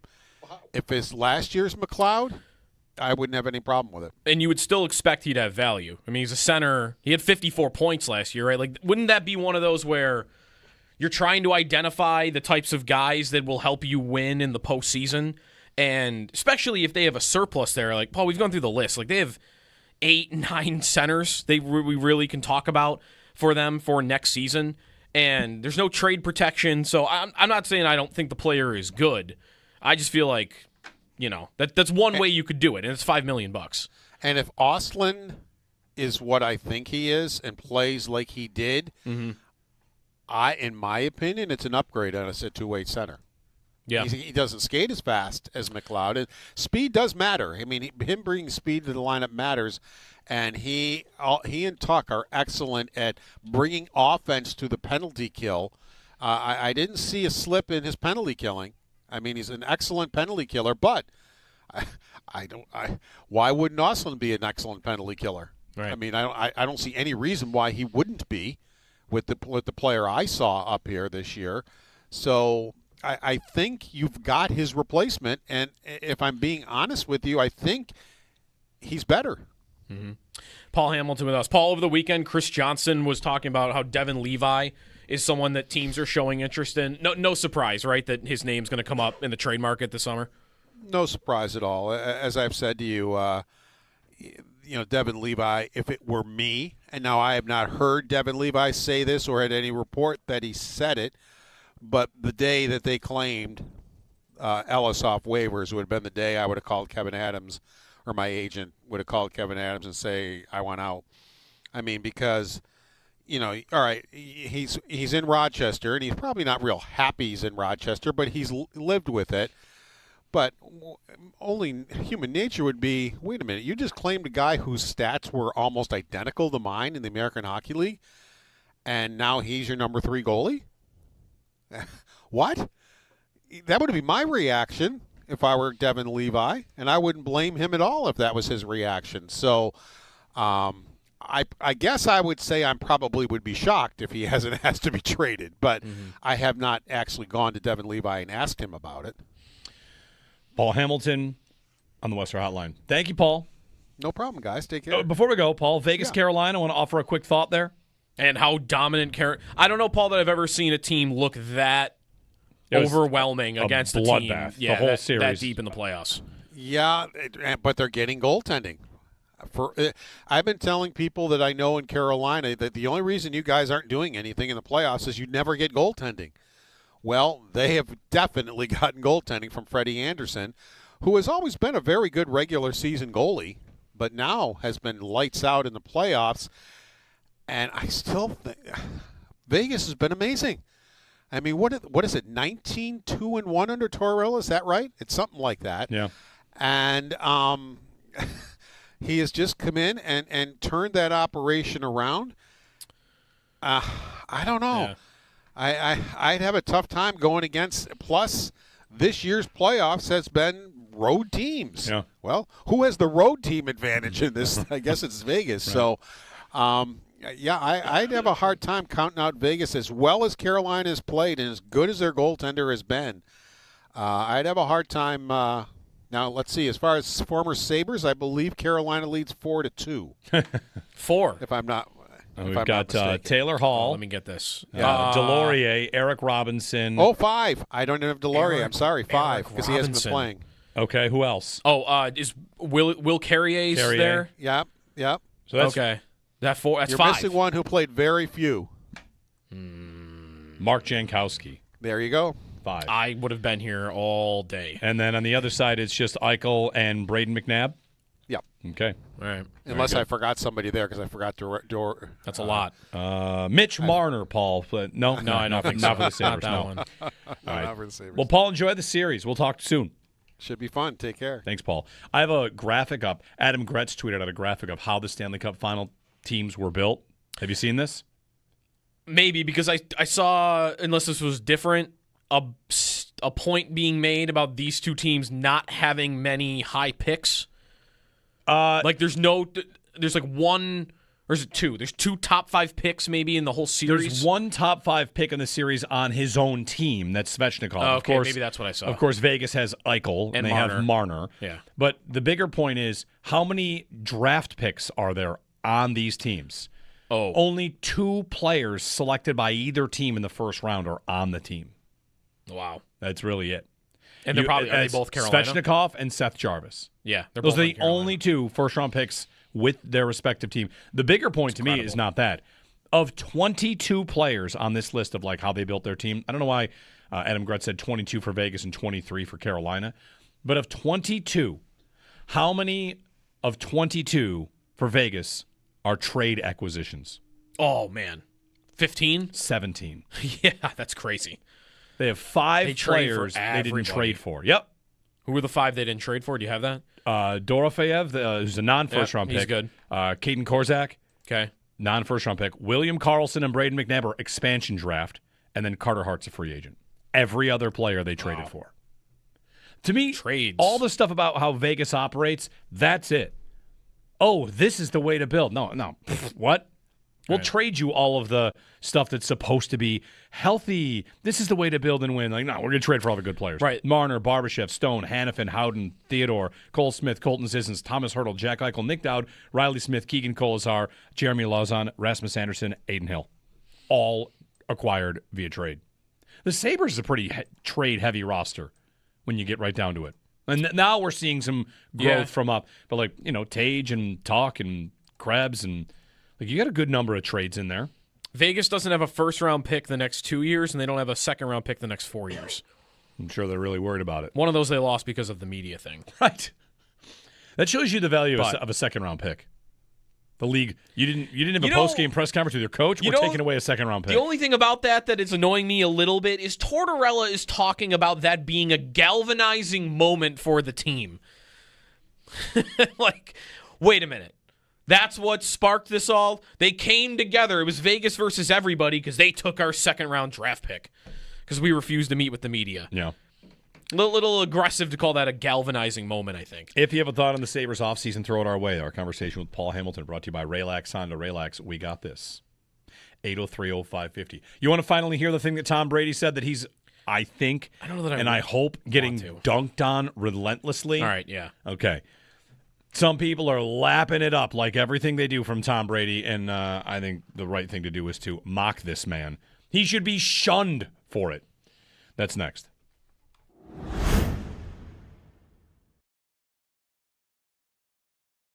I've got Hellenius here. He did it in the World Championships. He played 9 games for them this year in the regular season. Yeah. You know how many games Ostlund played for them? 60. That's a lot of...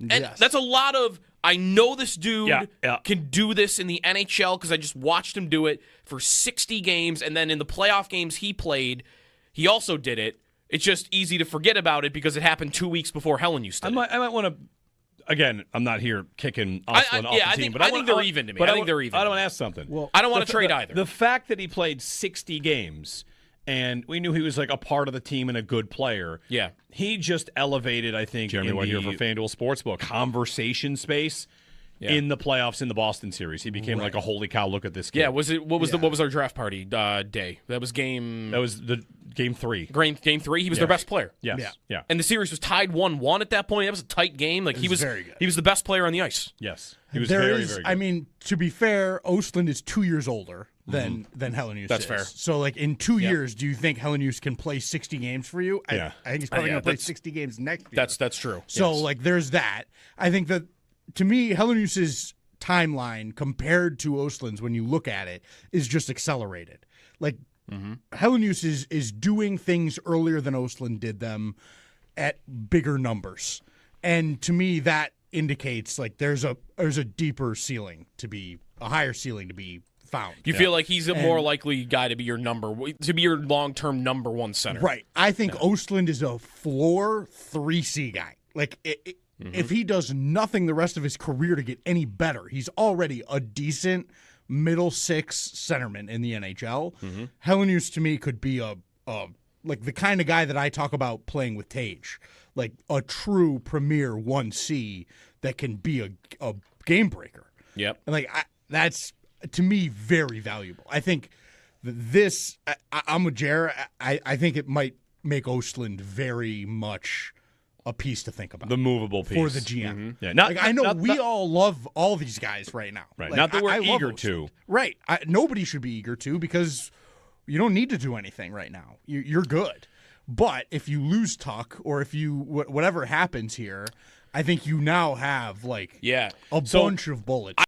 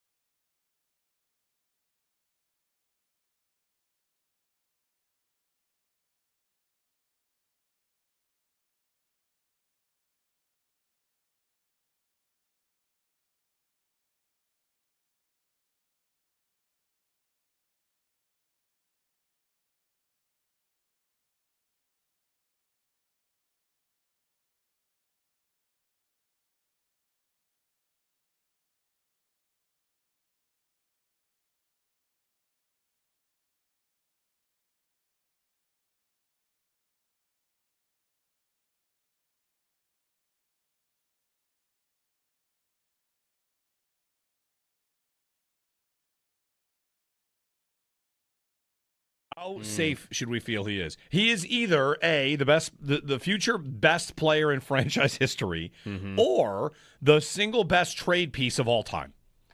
Right? Correct. Who really thinks that Jarmo's going to trade that guy? No way. Absolutely no way. Yeah. From the prospect side of it to the Finn side of it. Like, no. You're telling me I've got a countryman, he's a hero, I get to have? No, sir. Under no circumstances, knock on wood, mark the date. Yeah, yes, I agree. I don't want to just always play the game of our GM is finished, so they can never trade a Finn again. It's not but Finn. I know, right? It's a 19-year-old dude that stepped into Montreal was your best player at forward, and then played with Barkov and scored the golden goal for the Finns. Like, yeah, I know, that's right. It's not just a Finn. No, I know, that's right. I would be. Does it feel like right now is Bill Guerin going to trade Jack Hughes in the next month? Like, no, he scored a pretty big goal. He's on he doesn't have Jack Hughes, but the point is, like in that scenario, like no, that's the only kind of guy you would want to trade Helenius for at this point. Right, is a Jack Hughes, like Connor McDavid. Like you need to really reel in a fish, to make it feel okay. I think the Sabres will be able to reel in a fish without Helenius being in the deal. You can do that. Yeah. Like, look at the or can you get a fish with him being the only guy in the deal? Is the other way to look at it. That might be. But Robert Thomas cost me Helenius a first and something else at the deadline now. Can I get him for just Helenius?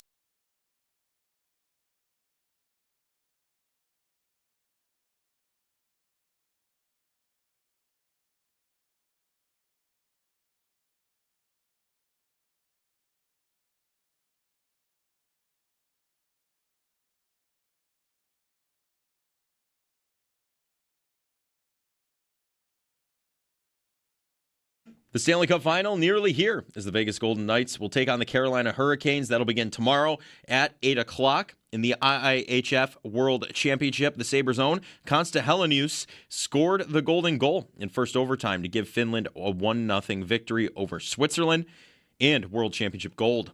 The NBA Final set after the Spurs took down OKC in Game 7 over the weekend, 111-103. The final gets underway on Wednesday night with an 8:30 tip. And looking around the NFL, ESPN's Jeremy Fowler reports that the Patriots remain confident they will acquire Eagles wide receiver A.J. Brown. The Fowler also said his feeling is that the 49ers will probably not be able to trade wide receiver Brandon Ayuk. Jaguars coach Liam Cohen said he's focused on improving the deep passing game, particularly the chemistry between quarterback Trevor Lawrence and wide receiver Brian Thomas. And yesterday in the MLB, the Blue Jays fell to the Orioles 9-5. The Yankees beat the A's 13-8. The Red Sox beat the Guardians 9-4. And the Mets beat the Marlins 10-1. It's your Paddock Chevrolet Sports Headlines. Paddock Chevrolet with you for the extra mile since 1935. I'm Joe Cali for Western New York's Voice of the Fan, WGR.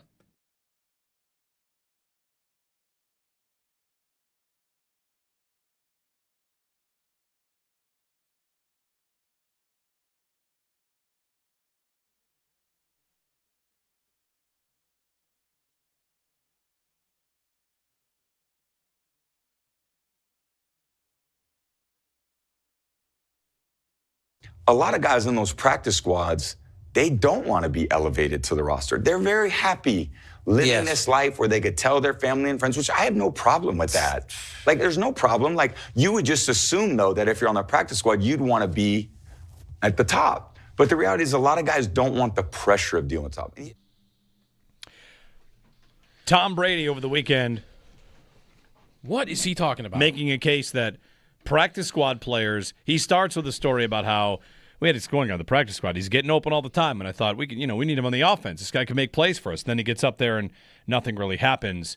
And right there you heard, like, what I learned was a lot of guys on the practice squad want to be there so they can tell their family and friends, like, what, that they're in the NFL, and that they really don't want to be part of the active roster, which is just like the latest episode in Tom Brady being the worst. Yeah, I'm sure Tyrell Shavers, who was with this team for 2 years, didn't want to make it to the actual roster.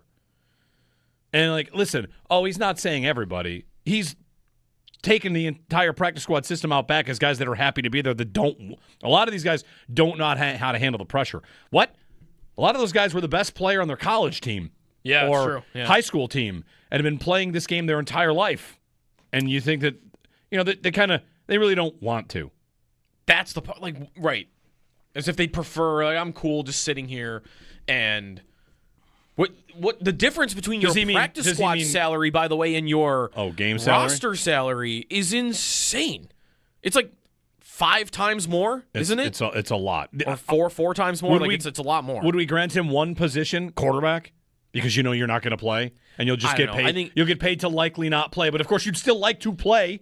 I think this dude is so stuck in thinking everything in sports is about mental and pressure, and it's because of who he was. He was not the most athletic dude, and he became the best quarterback of all time in his mind. And he and Rodgers both need you to know, right? Isn't that it? Like, the difference is, like, I don't know. It's just an absolutely he thinks all of sports is dealing with pressure. Yes. Every aspect of it, everything comes down to, like, listen, if everyone only did it like I did, they'd be fine. I had a coach, when I got drafted in the OHL to Sault Ste. Marie, I went up, I went to their rookie camp, and we had all these meetings at the rookie camp, and blah, blah, blah. They're telling you how important everything is and propping it all up. And then I made main camp. I got through the rookie camp thing, and, like, it was a big deal to get invited to the main camp. And we get to the main camp, and the first meeting we have was the head coach. And he sits us all down, and the first thing he said to us all was, I know there's a whole bunch of you guys in here that are only in here for T-shirts and hats. And I remember sitting in that seat and thinking, I want to punch this guy in the head. I don't even want to make this team. I didn't want to make the team because I wanted to go play college hockey. You can't play OHL and play college. But even as a guy that didn't want to make the team, as a 16-year-old, I was like, that is the dumbest thing you could say to this group of guys. Because maybe there's one guy in here that's right, that you're right about, maybe, but you're offending the rest of us that are here doing this because we want to and because we think we're good enough to. And this, to me, is a similar thing, even worse than that was. And, like, that, there will be a select few that Brady is probably right about that are physically gifted enough to get where they got and don't have the mental drive to do it. Sure. But that's true of guys that are on the roster. Exactly. That's true of anybody, but the talent is what takes you however far you go. And it to me is offensive to people that work that hard to get there, and that's as far as they can get, and they're working that hard to be there. Right. You are disrespecting those people. Right. You're telling them that they're soft, that they don't deserve it, and that they don't have what it takes. Like, they might not have what it takes, but it's not only because they don't want to. It's not because they're not TB12 subscribers. And yeah, that clip made me think of that day, that meeting. I hadn't thought about it since that day. But I remember sitting in that seat like, shut up, I'm here for a hat and a T-shirt. Nobody's here for a hat and a T-shirt. I'm trying to make an OHL team here. Yeah. And that to me was a very similar thing. So, I don't know. It just drives me nuts. It's just funny. Like, I mean, the greatest tight end of all time, Rob Gronkowski, famously fell asleep in his draft meeting, right, with Belichick. Yeah. You know, like, sometimes you're so talented. I'm sure Gronk worked incredibly hard also. But this idea that, I don't know, it's the same thing we kind of do to, well, it's almost the inverse of it, actually. Brady's sitting here telling you the guys at the bottom of the roster, the practice squad, they're just happy to be there to tell their friends and family. Meanwhile, I don't know, I feel like it happens all the time in hockey where guys at the top, what are they talked about? Like, oh, those guys have been coddled their whole career. Oh, McDavid, right? A guy like that has been told he's great his whole career. Like, he's probably worked pretty darn hard. Right, which is it? Right, at all of it. So, anyway, Tom Brady, folks. Standard. Let's stop inviting him on podcasts. He's your number one broadcast team, even though Greg Olson did win the Emmy. I know. As the number 2 guy. But here's Brady. Tell us more about which guys, guy called up from the practice squad. He probably doesn't want the pressure of this moment. I don't know. Maybe he does. Probably wants to be on the field. Right. Right. Is Shane Buechele not playing in the NFL because he's just happy to be on the practice squad, or is it because he's not as talented? Or would he dream to actually play and be getting those starts? I think back to A.J. McCarron for this. Like, A.J. McCarron, right, like he went to Alabama, and then he comes to the Bills, and he's a backup, and he played in the league a little bit here and there. But when he won a preseason game in Chicago, he talked about how important it was because all those guys need wins like that. He felt it's the opposite of Brady. Instead of these guys are happy to be here, it's we got a chance to go out and do something and show something. It might be preseason for all you guys out there, but for the guys here, this was their chance. Right. Imagine making that comment Brady makes to Tyrell Shavers, who was on the practice squad for how many years? 2 years, right? Two or three years. And he played in a national championship at Alabama. Right. And he doesn't want the bright lights. And then was the number 1 receiver on San Diego State after that. Right. Right, and the bright lights of San Diego State maybe is not what Brady would respect. But, what? That dude is on the practice squad because he's happy to be there? Right. You're right, kind of Owen's point. You're lumping in a lot of guys into a general point when it's probably, a couple individuals that you really are probably right about. Is Jimmy Charlo on the list, of guys? like what? You think he is the same thing? There's just so many guys. Yeah, could you list off 50 names probably? Never mind that for most of these guys, the first job available to them is special teams, where you go in there and you're just going to do more grinding work. Yeah. I'll do anything I can to make this team, is the mindset. And how about the pressure that Brady wouldn't have dealt with past his second year of, okay, you're a practice squad call-up, and you are one mistake from getting cut the whole time. Yeah. That's its own pressure. It's not the pressure of, am I Josh Allen? Am I going to win the Super Bowl?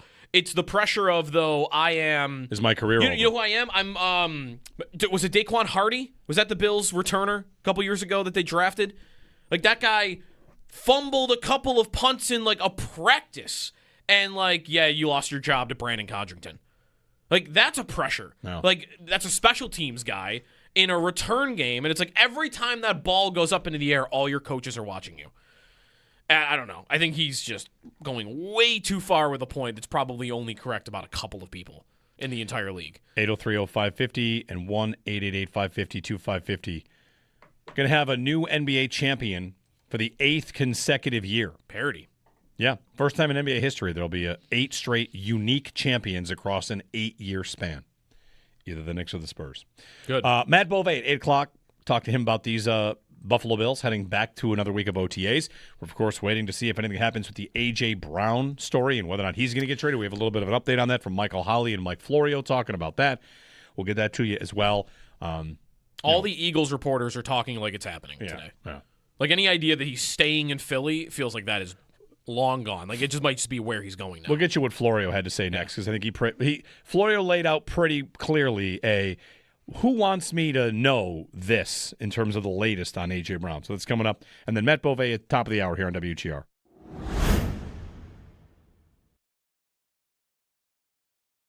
I hate the way Carolina plays. I don't know if I hate the individuals, though. The way they play. How'd they play against Montreal? Sieging the castle? I mean, it was relentless.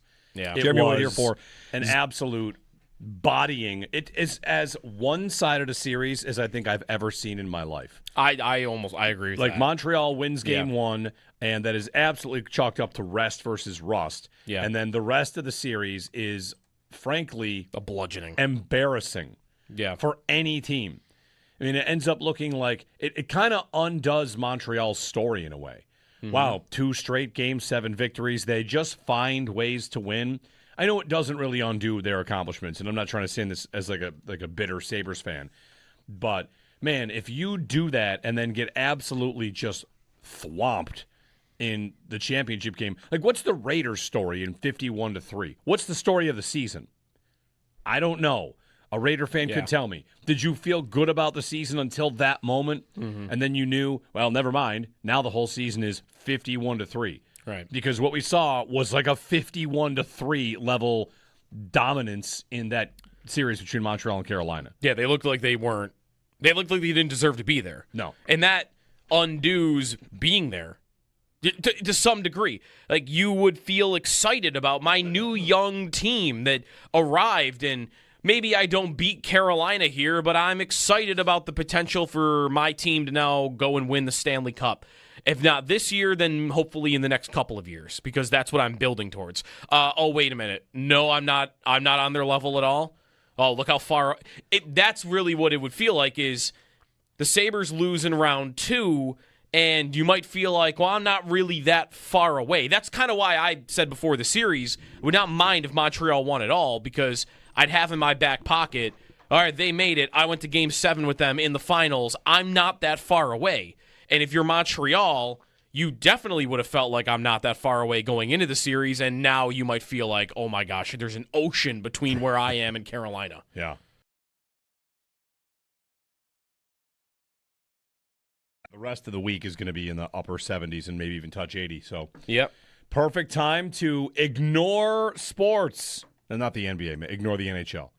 Is that the plan? Is that the plan? I mean, I don't know if I'll be able to really completely ignore it. I kind of want to ignore the NHL finals. I don't want to ignore the NBA finals. Very excited about that. Yeah, the NBA finals. And then the World Cup starts in 10 days. Yep. So, like, it's not really the summer to ignore sports. True. I think.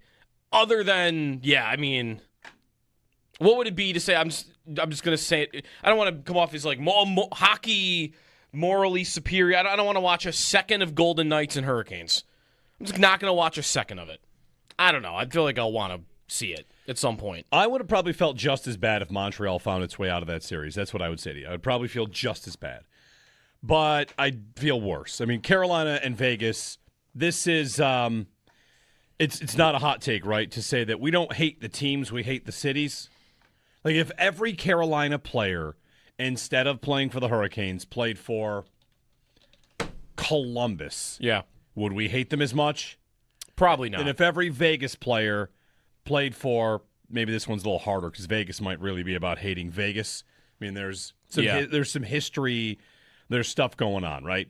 And you'll have your Eichel people that would say, oh, yeah, if Eichel was on the Flames. The Eichel hatred is really tested here. Yeah. Because the Carolina hatred and distaste is, I mean, core memory, cornerstone, building block of your Sabres identity, possibly. Right, and it is for them the coach. Like, that guy is behind the bench. The guy, the captain, he scored the goal between Fitzpatrick's skates in Game 7. Like, he is standing there, and he's going to be in this series behind the bench. Like, that is going to be the center of my hatred for Carolina winning this series. Vegas, yeah, I mean, you could definitely have your distaste for the organization, but beyond that, it would be Eichel hate. And it would be, you just got here 9 years ago. Yeah, and it would be the cities that, wouldn't you feel like you don't deserve to, this is always going to be some part of Buffalo fans, I think, that you don't deserve to win as much because you don't care nearly as much as I do. Yeah. And I think that definitely would be the case with Carolina. Vegas would be more just you're spoiled than you don't care. I think they seem to care. It's just because they've only known their team to be amazing.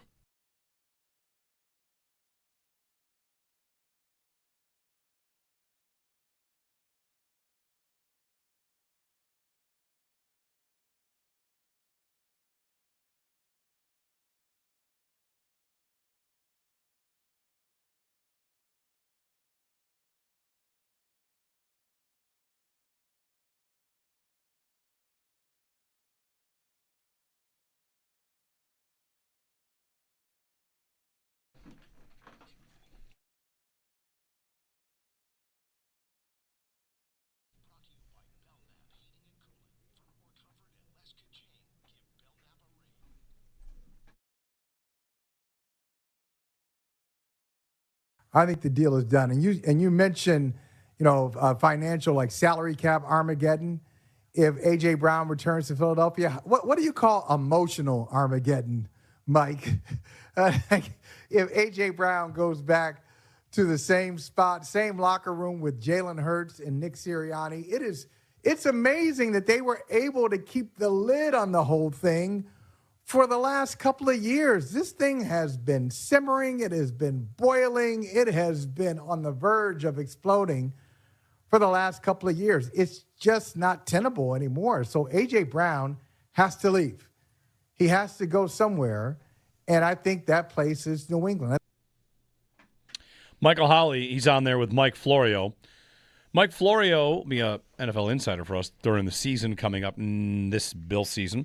He laid it out pretty clearly. Like, everyone thinks it's going to happen, and the report that the sides are not close. It's his belief that Howie Roseman, one last time, tried to leak out there that they're not close in an effort to drum up interest from other teams. Mm-hmm. Whether that's the Chiefs or the Rams have been linked there as well.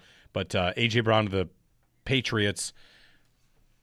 Yeah. Bills fans should look at it for two reasons. One, A.J. Brown going to the Patriots. Their receiver core is already improved off last year and would get much better. Can Mike Vrabel keep that thing on track? Maybe. The other part is the trade package will be very interesting when compared to DJ Moore. Yeah. So what did A.J. Brown go for when it's over? And looking back, how does that compare to the DJ Moore trade price? And I wonder how much of this trade between New England and Philadelphia is built off what DJ Moore went for, which was a second for Moore and a fifth. What does A.J. Brown go for? So if it is, they say it's not a first. If it is the same price, I mean, that'll be a little tough to take because he's a way better player. I don't think it'll be the same price because, if anything, it'll be a second without the fifth coming back. It might be a second. Even that. It might be a second and more. You're saying if it's not a significantly different price? Yeah, because Brown's a better player and has a cheaper contract that you don't have to commit to for as long. The only thing that would separate them is you've never heard Moore be a problem, right? And haven't the Bills been snake bitten by that kind of idea? You wonder how long they would continue to stay away from a receiver like that. I just think that's the biggest difference that would swing Moore's way, as he's a pro. He's worked with the coach before. I mean, that's A.J. Brown. A.J. Brown worked with Vrabel before, so right? These are, in both cases, head coaches getting a receiver they know. I hope that is not something, though, that is just going to deter them forever. Like, is that the end of Diggs was so uncomfortable for them that they'll never acquire a great receiver that has any question about them like that again? How many games did Diggs cost them? They won 1 million games all the time, and he was amazing. Like, they don't think that worked. They got out probably at the right time. Like, they kind of did it great. Yeah. So you wouldn't want to run that. We've actually, my brother said this, Lou DiBiase and other Eagles reporters, that, and this is maybe similar to Diggs, when A.J. Brown gets to a place, good soldier, no problems at all for the first couple of years. And then after a few years go by, and if something's not going well, and like then maybe you might get some issues. I just wouldn't want the Bills to be perennially afraid of getting any receiver that's got any question at all about them, like Brown reading books on the sideline, because they're afraid of it making them uncomfortable when the player is one of the 10 best receivers in football. If a guy like that comes around in a year and they can afford it and they have the picks to do it and they want to do it, but that I just hope that wouldn't stop them. Well, for 2 years, they stayed away from the position almost entirely. So fair, right. Yeah. 803-0550. DJ Moore. Let the record show, Joe has pulled back his DJ Moore trade offer to me in Dynasty. I have. After I didn't bite that hook fast enough. But that's fine. It's fine. It's these are talks that maybe we revisit sometime in the fall. You never know. You're going to be picking late. That's true. It's a compliment to you. I'm like, more I look at this, like you're going to be picking the 11th or 12th. What's that next year? You also wanted Brandon Ayuk in that trade, and we've got to find out where he goes. Like and if he's still going to play. Yeah, like I'm not getting Jeremiah Smith with the pick that you give me. No, that's true. 803-0550. Matt Beauvais on the other side. We'll talk to him. Bill's OTA's back to it this week. And his thoughts on Landon Jackson, what he's seeing out of this defense. He had a conversation with Landon Jackson, who we know is eating 6,000 calories a day, or did, to bulk up. So Matt Beauvais on the Bills. Next.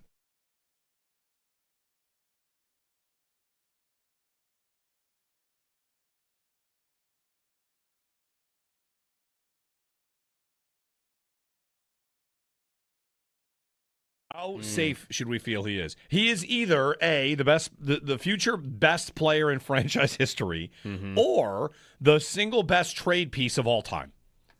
Right? Correct. Who really thinks that Yarmo's going to trade that guy? No way. Absolutely no way. Yeah. From the prospect side of it to the Finn side of it. Like, no. You're telling me I've got a countryman, he's a hero, I get to have? No, sir. Under no circumstances, knock on wood, mark the date.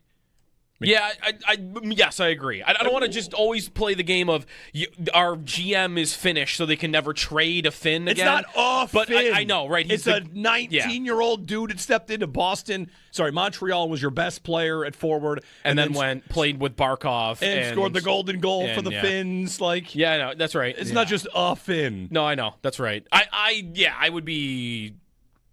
Does it feel like right now is Bill Guerin going to trade Jack Hughes in the next month? Like, no, he scored a pretty big goal. He doesn't have Jack Hughes, but the point is, like, in that scenario, like, no, that's the only kind of guy you would want to trade Hellenius for at this point. Right, is a Jack Hughes, like Connor McDavid. Like, you need to really reel in a fish, to make it feel okay. I think the Sabres will be able to reel in a fish without Hellenius being in the deal. You can do that. Yeah. Like, look at the or can you get a fish with him being the only guy in the deal? Is the other way to look at it. That might be. But Robert Thomas cost me Hellenius a first and something else at the deadline. Now, can I get him for just Hellenius?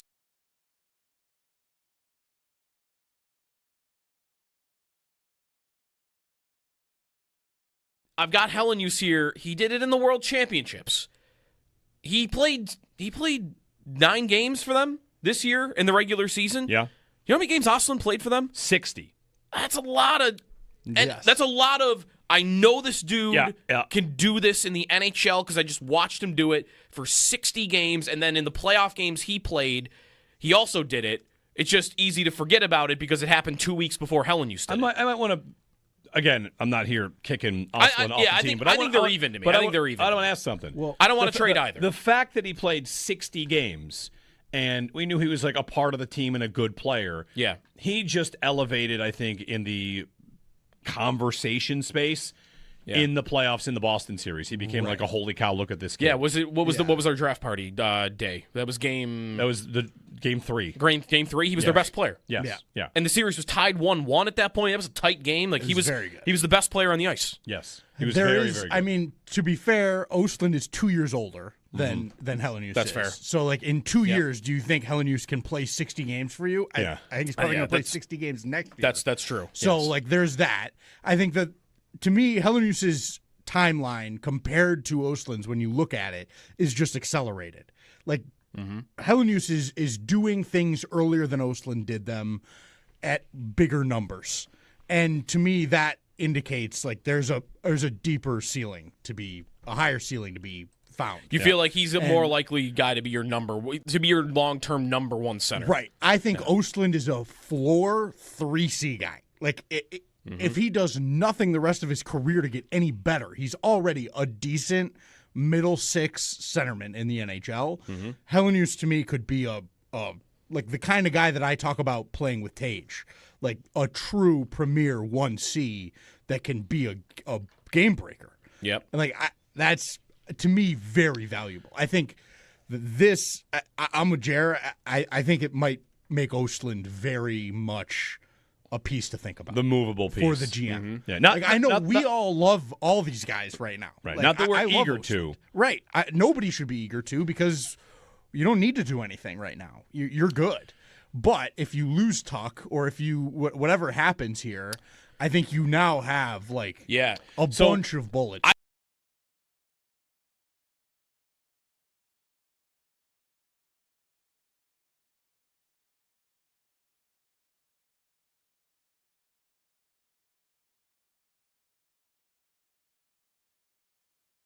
The Stanley Cup Final nearly here as the Vegas Golden Knights will take on the Carolina Hurricanes. It'll begin tomorrow night at 8 o'clock.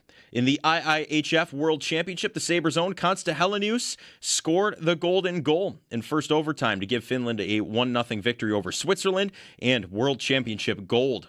In the NBA Final, that's set after the Spurs took down OKC in Game 7 over the weekend, 113-103. The final gets underway on Wednesday night with an 8:30 tip. Looking around the NFL, ESPN's Jeremy Fowler reports that the Patriots remain confident they will acquire Eagles wide receiver A.J. Brown. Fowler also said his feeling is that the 49ers will probably not be able to trade wide receiver Brandon Ayuk. Jaguars coach Liam Cohen said he's focused on improving the deep passing game, particularly the chemistry between quarterback Trevor Lawrence and wide receiver Brian Thomas. And yesterday in the MLB, the Blue Jays fell to the Orioles 9-5. The Yankees beat the A's 13-8. The Red Sox beat the Guardians 9-4. And the Mets beat the Marlins 10-1. That's your Paddock Chevrolet Sports Update. Paddock Chevrolet with you for the extra mile since 1935. I'm Joe Cali for Western New York's Voice of the Fan, WGR.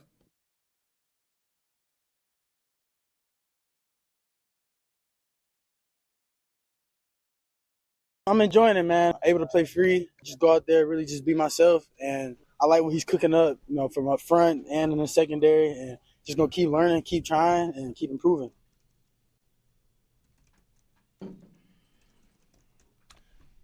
Max Hairston. Bills are back to it at OTAs this week. 2 weeks down, another week going. They got in there early because of a new head coach, Joe Brady. And we'll talk a little Bills here with Matt Beauvais, one of the co-hosts of the podcast, It's Always Game Day in Buffalo. He hosts with Sal, of course, and joins us on the Wester Hotline. And we're happy to have him. Matt, good morning. I just want to talk about Konsta Helenius for like 30 minutes. Do we have to talk about the Bills? That's not a problem. We can do that. I was also going to go ahead and say a lot of people have, I think, identified with your distaste for the Stanley Cup Final matchup between Vegas and Carolina. Oh, you have to pick a side. Which is it? I think I'm picking the Hurricanes, and I can't believe that sounds bad. Yeah, I know.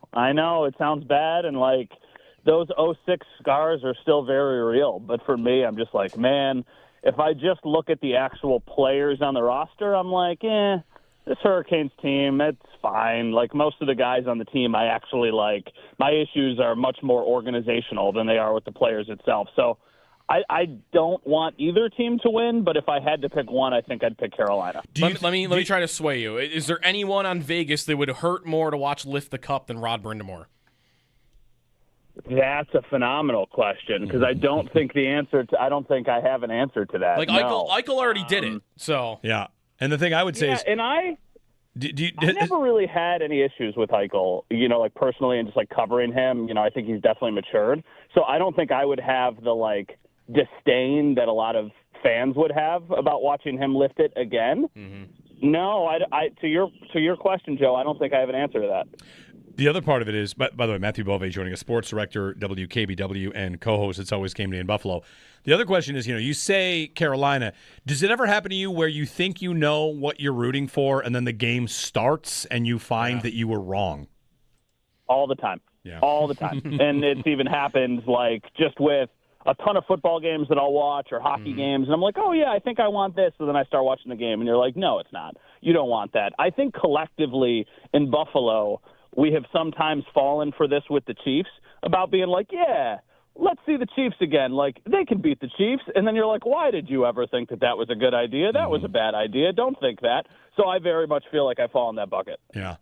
Matt Bove joining us on the Western Hotline. As the Stanley Cup Finals get started tomorrow, Vegas and Carolina, if you want to offer a thought on what this Sabres offseason will look like, we're happy to have it. We talked to Paul Hamilton a little bit ago about the legend of Konsta Helenius. He scores the golden goal to take the Finns to gold at the trophy at the World Championships.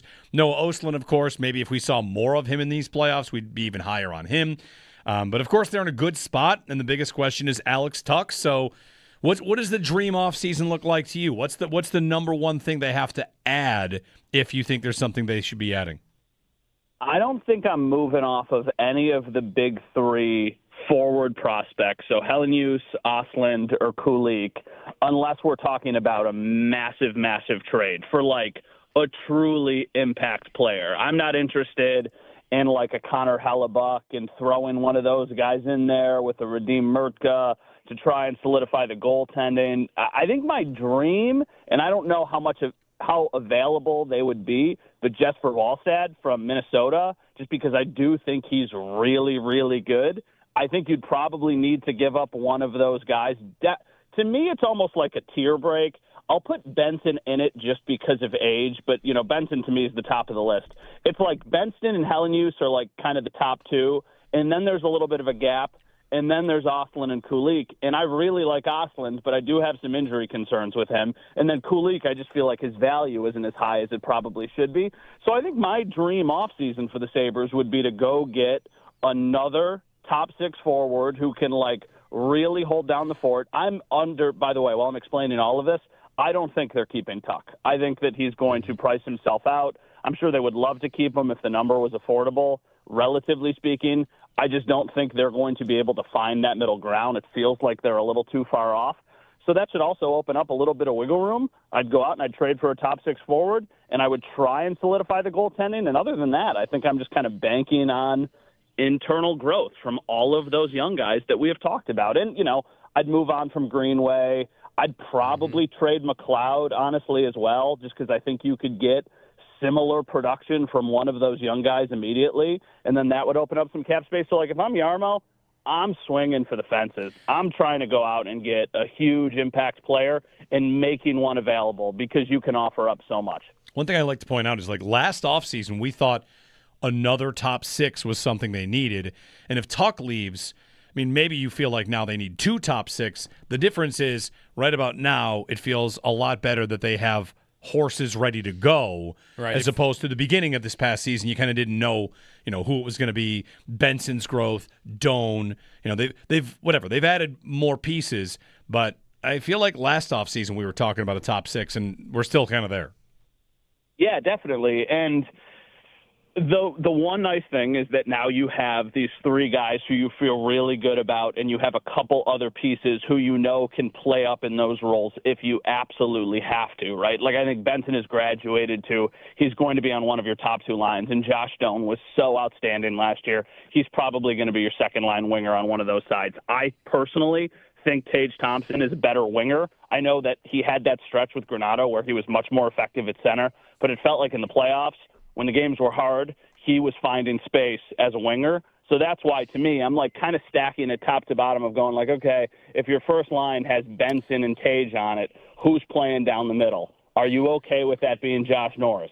Are you okay with that being Yuri Kulik? Or could you improve there? And that's where I would like to see an improvement, because I think if you bump all of those guys down one slot, then you feel really good about your lineup. You feel really good about your lineup next year if you're going into it as your third center. If you move on from McLeod, is either Kulik or Norris. That's a really good deep middle, but you have to go out and find somebody. Could this just be Jack Quinn, by the way? I'm not sure we mentioned him at all in the last 2 weeks since the season ended, Matt. But he had 50 points, and it depends what you thought of his playoffs, right? Because I thought he was everywhere and looked really good, but he couldn't score. I liked Quinn's playoff, and this is another one where I'll completely eat my words.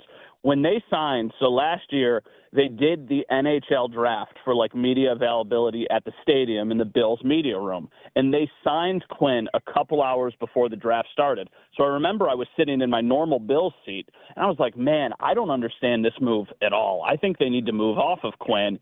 Now I'm like, wow, that was a really good, smart value deal for the Sabres because that is a great contract. And I feel like he's still got – I don't think Jack Quinn's going to be a 70 or 80-point guy, but I think we could agree. I mean, 50 points last year. I think he could get to 60 points. I think there's times when he could be even more effective. It almost feels like it happens in bunches with him. You just kind of have to live with that.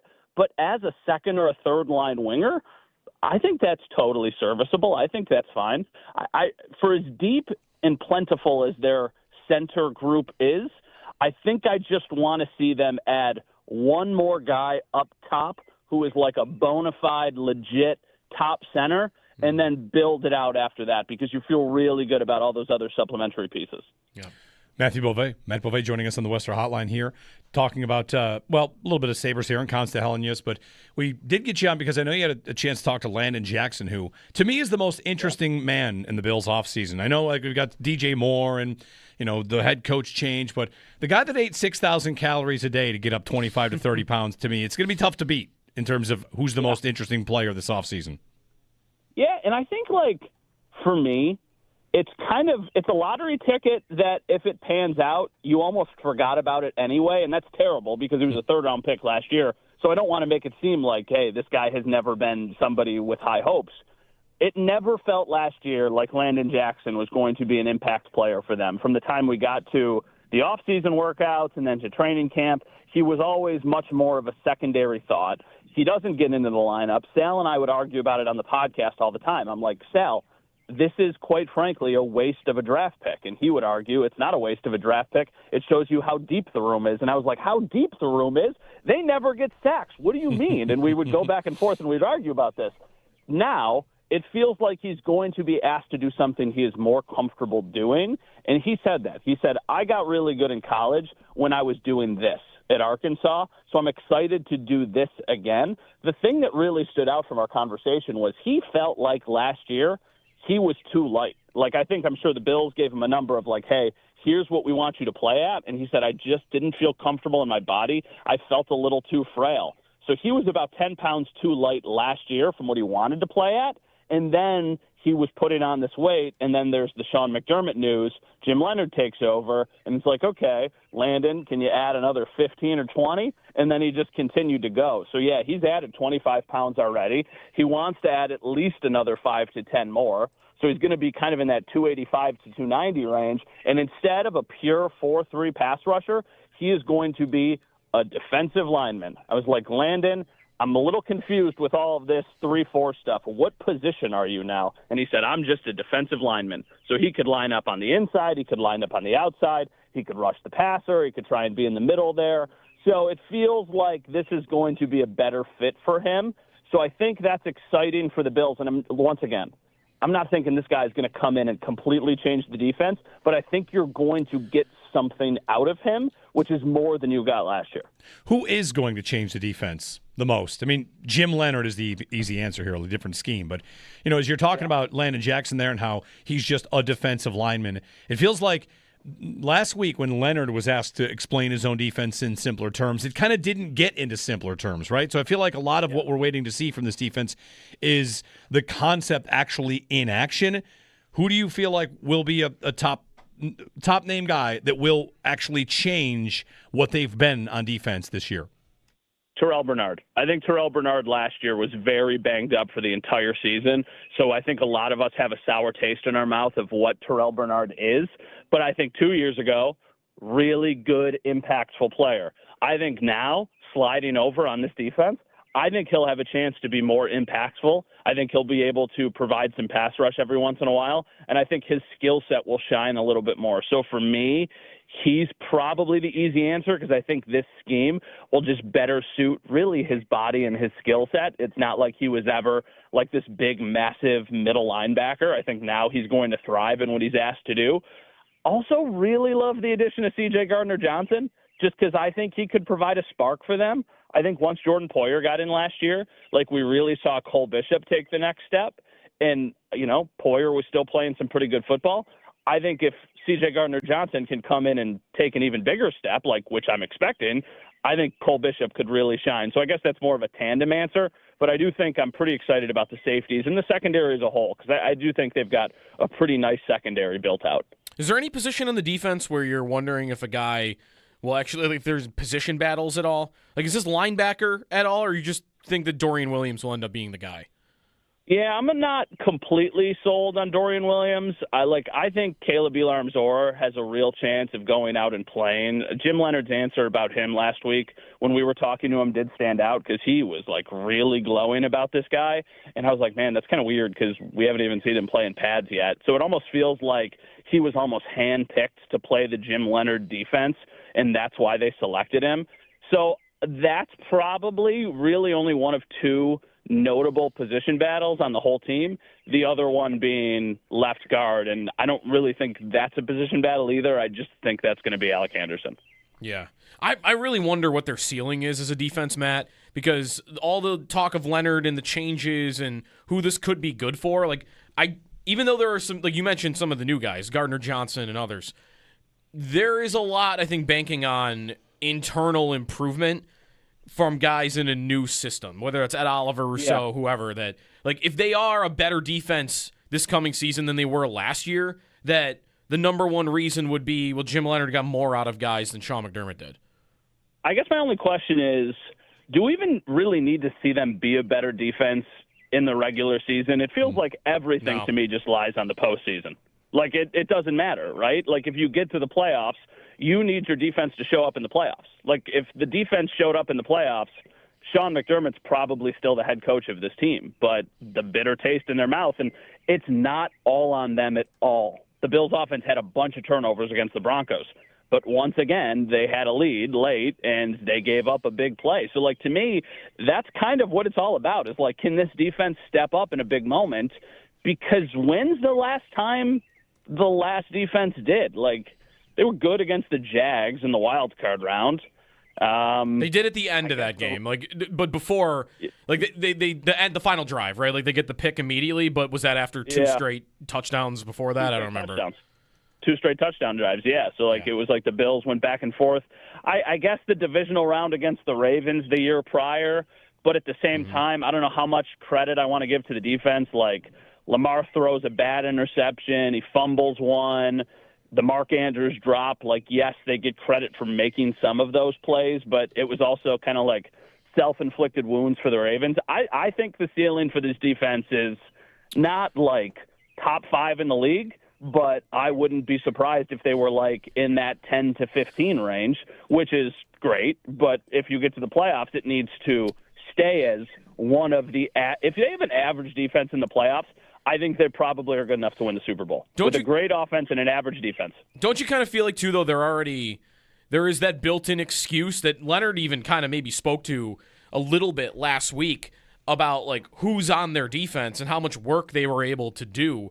If they go out and they have the average year on defense and they have maybe a similar game that Sean McDermott did where, their defense kind of let them down in a big spot in the playoffs, without the scar tissue of 13 seconds, you're going to hear a lot of, I think, if that's how it played out, well, we didn't have, all our guys that we might want on that defense because how much work can you really do on changing a system and the personnel of it in one off season? There's only so much you can really do in one off season. Yeah, but then that's a front office debate now and how much criticism they should get because think about all of the assets they have poured into that defense over the years with first-round picks, with day 2 picks, with the notable free agents, right? This year, what are the notable offseason moves that the Bills made? I mean, DJ Moore is the biggest, and then after that, it's Bradley Chubb, it's C.J. Gardner-Johnson, it's the first pick they took with T.J. Parker, right? Their third round or their other pick, a lot of guys on defense. So to me, it's yeah, like they've kind of used a lot of resources on the defense. They need to be getting more out of these guys, and I think they're betting that with this scheme change they will, and we shall see. I want to get to one last question here. It's about the division. So A.J. Brown to the Patriots has not happened yet. I've got I'm reading a little bit about A.J. Brown here on Matt Harmon's reception perception. It's his 2024 profile, how he was absolutely an elite player in 2024. I like 2025, obviously, like still good, but things didn't go the same way, and that relationship's kind of breaking up. Once the Patriots get A.J. Brown, if they do, which we all think it's going to happen, it's kind of a unique scenario, Matt, because it's been a slow burn. We've prepared ourselves for it to happen, whereas if it happened on a day, maybe the same day the Bills get DJ Moore, those two are, contrasted a bit more. But anyway, what I get to is if the Patriots get A.J. Brown, which team had the better offseason? It's a good question. They also signed Romeo Dobbs. They had some defensive players. Mike Vrabel did not have a good offseason. We know that. But right? Yeah. But which team had the better offseason? I would say, well, see, here's the thing. I like Romeo Dobbs, but I think AJ Brown is a better player than DJ Moore, but I don't think it's like a completely different tier. I think AJ Brown's a better player, but at this point in his career, I don't know how much he has left. I think I'd still say the Patriots, just because I have so many questions about the Bills top to bottom, and I don't have as many questions about the Patriots. I'm talking myself in and out of this answer. I still think it's the Patriots because I feel like they found two impactful players that will make an already explosive offense that much better. I think the Bills' offense is going to be better as well. But other than that, defensively, I still have more questions about the Bills' defense than the Patriots' defense. Okay. They also signed the Bills' best athlete this offseason. Reggie Gilliam. Don't forget about that. And Elijah Vera Tucker. Did you see, by the way, while we've been talking, I don't know whether to decide, Matt, if this is a done deal or not. Josina Anderson is talking about in the last 15 minutes how they're talking about 2028 compensation now because New England is hesitant to include any form of first-round pick. I don't know. That could just be Philly playing the game right up until the wire to try to get as much out of them as they could. So I don't know if it's a done deal. I guess I just feel like I'm with you. They had Vera Tucker, but most of it would just be, they are one of the best downfield passing teams in the league, and I feel like they're about to add one of the better downfield passing receivers in the league. And you're already good at something, but if you're going to become even better, I think you're going to be scary. Yeah, I think so too. I think that's what we always wanted the Bills to do, right? All of those years ago with the offense, it was lean into the offense. That's your fastball. Go score 40 points every game. The defense doesn't matter if you can go score 40 points every game. And then it was we still need to have a good defense. And then they continued to put the assets on the defense. And then it was then now the offense is, they were still statistically very, very good, but at times they were falling short. Also, completely side note, I think there might be a couple other trades today, too. And I think the A.J. Brown trade might end up not being the biggest trade. And just completely guessing. But I feel like we might see some stuff around the league today. Are you wondering about Myles Garrett when you say bigger than A.J. Brown? Yeah, I am. Because he's not anything to do with the Bills. Right. Not anything to do with the Bills. But I think there's some smoke there. It's weird that he and the coach have both confirmed, they have not met each other. And it's June 1st, and they did that thing with the contract, which I don't want to forget about, right? There was no reason for Cleveland to do that thing where they moved money around earlier in the offseason other than they made him more tradable. So, I don't know, it's just weird. The coach thing just comes off as a little bit weird to me. That's what I'm saying. Is there anybody in the Bills? Well, that's a bad example because Joe Brady was already here. I was going to say that Joe Brady. They all know him, yeah. That hasn't met the coach? No. Yeah. Well, Jim Leonard's probably met all his defensive players at this point, right? I'd assume. Oh, yeah. I think there's been a couple guys who have been absent from OTAs, but it's always an important distinction of we're only allowed to be there on Tuesdays, and there's multiple days. In the middle of the last practice, Ed Oliver walked out. So if we didn't see him walk out to practice, not in pads or anything, we would have thought, Ed Oliver hasn't been here for 2 weeks, and then he shows up. So I would imagine some of the guys who have been absent are probably kind of in that similar boat. I bet he has. It is very strange to me. I don't know if it is being normalized anywhere. The head coach should meet the face of the franchise the day after he gets there. And the fact that it has not happened, and they've both been so public about it and the contract stuff, if I was the Cleveland Browns, I think I would trade him because you need to go and find like a quarterback. Yeah. And you would get a huge, huge, huge haul for him. And if next year's draft class is as great as everybody says, go load up on the assets now. Matt Beauvais, It's Always Game Day in Buffalo, Channel 7 sports director as well. Matt, thanks for the time. We'll check in down the line. See you guys. See ya. Thanks, Matt. You could hear the birds chirping. He bought. I should have mentioned this to him. He bought all the Brian Koziel bird chirping background noise. Usually that's Brian Koziel, 6:30 a.m. talking golf with us, but birds chirping outside. Some quick numbers on A.J. Brown. Yeah. Like, I don't want this to sound like I'm telling you DJ Moore stinks, because he doesn't. But I do think there's a significant difference in tier between these two receivers. You want ESPN's open score? Let's do that one, right? Okay. Open score. The number one receiver in football open score from ESPN's analytics was JSN. Amon-Ra St. Brown, Puka Nacua, Garrett Wilson, Diggs, Olave, Lamb, Flowers, A.J. Brown, 9. 9th. Okay. DJ Moore came in 71st in open score. Now, that's not the only metric, right? There's yards after catch, which is different. The Bills have a different offense than the Eagles had. And, there are lots of things you can be good at. Like, it's not to say that DJ Moore is never going to get open. But in Matt Harmon's most recent of ReceptionPerception.com, he has not done A.J. Brown's 2025 season. A.J. Brown's 2024 season, Brown was in the 97th percentile against man coverage and the 96th against press. And Moore, in his most recent profile, was in the 40th. So you have a different caliber. If he is still that, and that's maybe what New England is wondering. I mean, why are the Eagles moving on from him? They think he's about to hit the wall too, in addition to the drama. They've had the drama the whole time. So that can happen after 4 o'clock today, that the Patriots can get A.J. Brown. And I've said this a couple times, Joe. I fully expect, we're going to treat it like it happened just in a moment, but it's been a slow burn across the way. It is the most significant move in the division acquisition. Yes. Right? It trumps any move the Bills made. And that's a team that you probably feel like you were better than them. And if the Bills had gotten by Denver, I think the Bills would have gone to New England and beaten the Patriots. So maybe you're feeling like you're ahead of New England as the season ends, even though they went to the Super Bowl. But they have added the highest profile piece. We'll see how many years he has left. He's still the same player that he was. But at his best, which he has seen his peak much more recently than DJ Moore has seen his peak. And we'll see what these guys got left. The guy, I'm glad Matt brought up Garrett. Myles Garrett. So I searched Myles Garrett. Where's he going to get traded? Daryl Ryder tweeted 20 minutes ago. It's June 1st. Daryl Ryder, who's been on the show, right? 92.3 The Fan. Covers the Browns, yeah. Covers the Browns in Cleveland. He tweeted 20 minutes ago. It's June 1st. So happy Myles Garrett can be traded now day. The moment that bonus payment structure was done this spring with no clear-cut reason as to why fueled the speculation. 2 teams to keep an eye on to blow up Andrew Berry's phone, Eagles and Rams.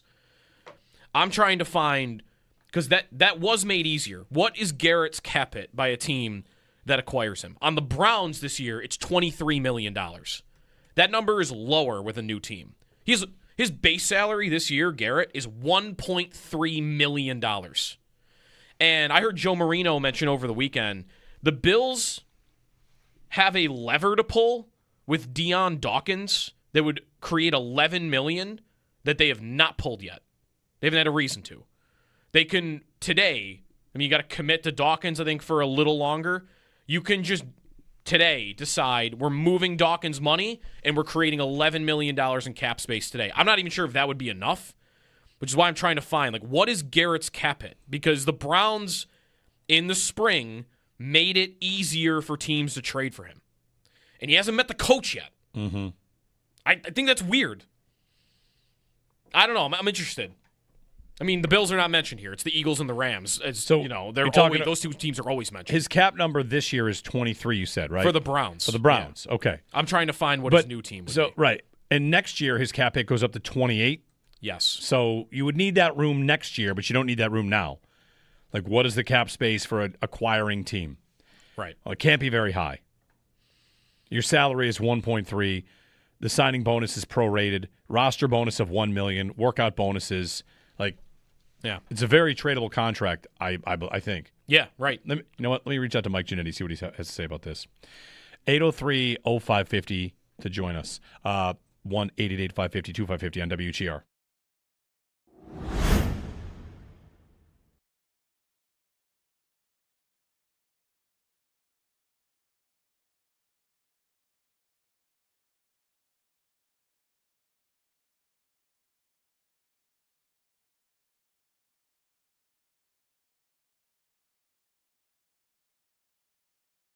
I hate the way Carolina plays. I don't know if I hate the individuals, though. The way they play. How'd they play against Montreal? Sieging the castle? I mean, it was relentless. Yeah. It was an absolute bodying. It is as one-sided a series as I think I've ever seen in my life. I agree with that. Montreal wins game one, and that is absolutely chalked up to rest versus rust. Yeah. And then the rest of the series is, frankly, a bludgeoning. Embarrassing. Yeah. For any team. I mean, it ends up looking like it kind of undoes Montreal's story in a way. Mm-hmm. Wow, 2 straight Game 7 victories. They just find ways to win. I know it doesn't really undo their accomplishments, and I'm not trying to say this as like a bitter Sabres fan. But, man, if you do that and then get absolutely just thwomped in the championship game, like what's the Raiders' story in 51-3? What's the story of the season? I don't know. A Raider fan could tell me. Did you feel good about the season until that moment? Mm-hmm. And then you knew, well, never mind. Now the whole season is 51-3. Right. Because what we saw was like a 51-3 level dominance in that series between Montreal and Carolina. Yeah, they looked like they weren't. They looked like they didn't deserve to be there. No. And that undoes being there to some degree. Like, you would feel excited about my new young team that arrived, and maybe I don't beat Carolina here, but I'm excited about the potential for my team to now go and win the Stanley Cup. If not this year, then hopefully in the next couple of years, because that's what I'm building towards. Oh, wait a minute. No, I'm not on their level at all. Oh, look how far. That's really what it would feel like is the Sabres lose in round 2, and you might feel like, well, I'm not really that far away. That's kind of why I said before the series, I would not mind if Montreal won at all, because I'd have in my back pocket, all right, they made it. I went to Game 7 with them in the finals. I'm not that far away. And if you're Montreal, you definitely would have felt like I'm not that far away going into the series, and now you might feel like, oh my gosh, there's an ocean between where I am and Carolina. Yeah.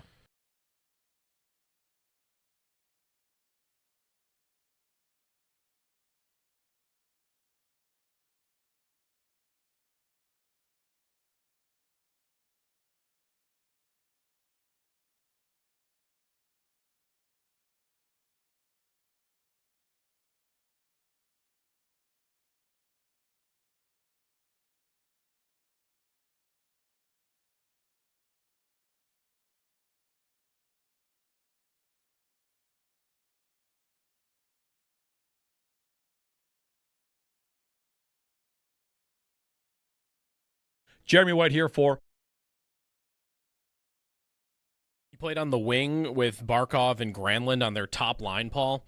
You feel like that plus what he did in the playoffs, he's one of these guys that might play great no matter what position he's at? Or do you feel like, in your mind, he's looked better at one or the other? No, I agree. Same with Ostlund. It seems like those two, either they can play center, wing. It doesn't really matter. Ostlund, to me, there was no drop-off whatsoever, depending on which one he played. The one that I think has to stay at center is Kulik. When he was in Rochester, he was playing wing, and it just wasn't going. Then they threw him at center, and it was like night and day. I mean, all of a sudden it's like, oh yeah, there's the guy they drafted. And the same thing happened in Buffalo, too, if you recall. He was wing for a little bit, then Lindy put him at center. And at the last X amount of games, of course not this past year, but the year before, he really excelled playing center for, I believe it was Thompson and Benson, if I'm not mistaken. Mm-hmm. And they were a really good line together. And Lindy Ruff was counting on him to be one of his top two centers. And then all of a sudden, he winds up with this sickness and the blood clot and everything, and it didn't work out for him. So he's, of the three, I think he's the one that has to play center. The other two seem like they're fine either way.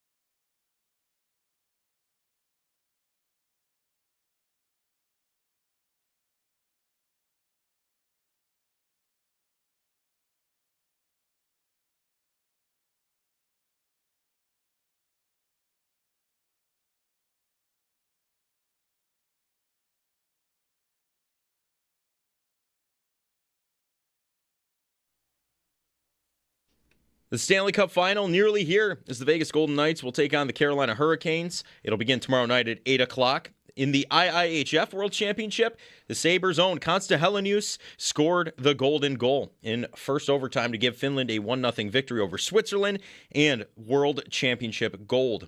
In the NBA Final, that's set after the Spurs took down OKC in Game 7 over the weekend, 111-103. The final gets underway on Wednesday night with an 8:30 tip. Other news around the NFL. ESPN's Adam Schefter reports that the A.J. Brown trade to New England will more than likely be done within the next 24 hours. Adam Schefter also reports the Giants are working out free agent wide receivers Juju Smith-Schuster, Braxton Berrios, and Odell Beckham Jr. today. Jeremy Fowler reports that his feeling is that 49ers, they will probably not be able to trade wide receiver Brandon Ayuk, and Jaguars coach Liam Cohen said he is focused on improving the deep passing game, particularly the chemistry between quarterback Trevor Lawrence and wide receiver Brian Thomas. In the MLB, yesterday, the Blue Jays fell to the Orioles 9-5. The Yankees beat the A's 13-8. The Red Sox beat the Guardians 9-4, and the Mets beat the Marlins 10-1. That's your Paddock Chevrolet Sports Headlines. Paddock Chevrolet, with you for the extra mile since 1935. I'm Joe Cali for Western New York's Voice of the Fan, WGR.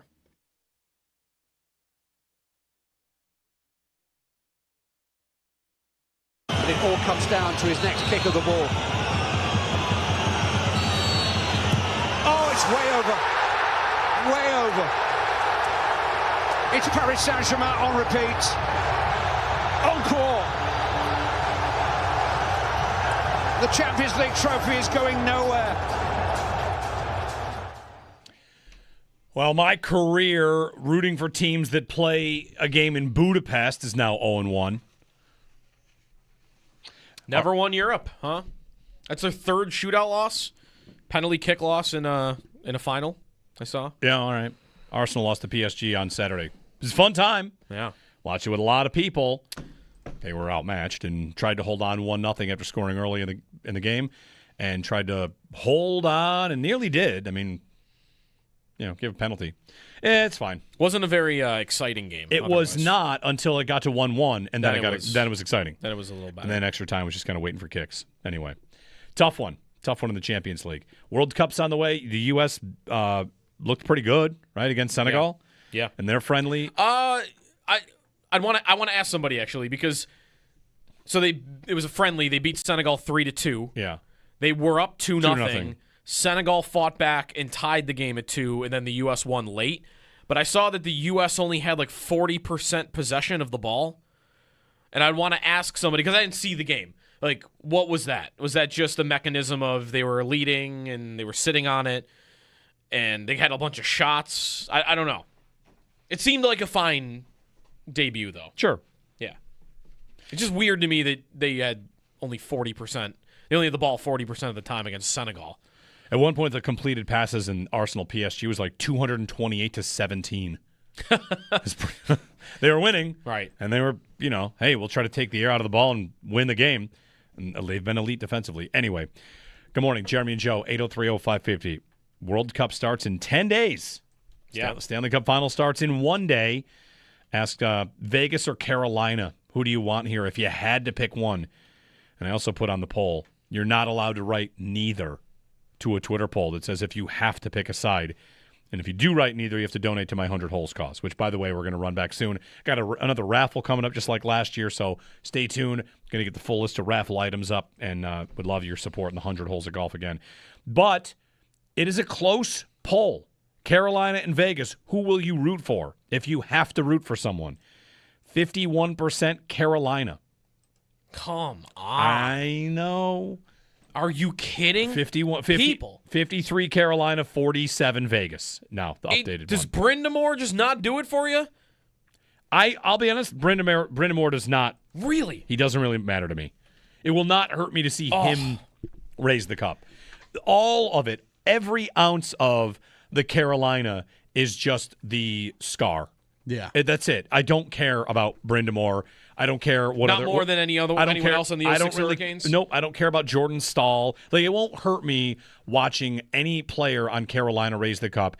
It will hurt me watching the uniforms, again, have something that, like this time I feel like this time they would have earned it. The last time they won the cup. I know it's anytime you say something like this, it's the bitterest thing. You're the bitter sports fan. They won the Stanley Cup by beating the 8 seed out of the West with their third goalie in 7 games. Yeah. After getting by a Sabres team that we're lost down to their 10th and 11th defenseman. Right. That Carolina team did not deserve it. And it was always awkward because I really honestly felt that. And when we talked to Kevin Adams, I do respect. I don't think your team was good. They should not have won the cup, but they did. This time, I think they probably do deserve it. Their team is very good. They have depth. They play a brand that you say you don't like, but I don't know. No, it's definitely good and it works. It's not entertaining to me.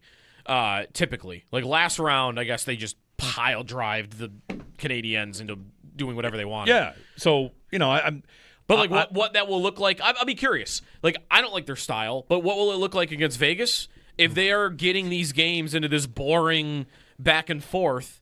Then, I'm going to even more want to be rooting for Vegas. So, it depends. Yeah, I think that it's all about the laundry. Yeah. It's and here's to me, here's the real twisted logic is I don't want Carolina or Vegas because of the laundry and because of the fans that I don't think care as much as we might. But then if Montreal were there, I would say not them either. Right. So I don't know who I'm comfortable with. I have no idea because I want a fan base that it matters to, but I also want it to not be that fan base that it matters to because it matters to us right now. Right. I guess the last 14 years it's been easy. The Sabres have not felt like they're in the same league as these teams. Yeah. And now I'm reconfronted with who feels the least bad winning it. Right. And I'm at solely Mitch Marner. Really. Right. Only Mitch Marner to me would feel good for him to win the cup, and that's because it would hurt Toronto. Yeah. I feel like Carolina has also, like, if you are able in whatever way you can or are capable of, remove a little bit of the personal trauma with the Hurricanes. Mm-hmm. Like, they have become somewhat likable as a franchise to me. The bunch of jerks? I think the bunch of jerks thing is fine. Like, I don't hate that. I think it's as good as you can probably do with those kind of things. And, like, I like a lot of the players, really. I think Seth Jarvis is awesome. Mm-hmm. I hate to say I like like Brindamore as a coach a lot. I know he yells all the time, but I like him. And I find myself much more upset about the concept of Vegas winning as mostly for me, and this is just me, it's a Carter Hart thing. I cannot reconcile the thought of him lifting the Stanley Cup. Yeah. I think a that's good a one. joke, and he shouldn't be anywhere near it. But even removing that, I think that the villain thing with Vegas works for me. It's not about Jack. It's not about even like Marner. I just don't like a lot of the way they operate in terms of how they treat people. Sure.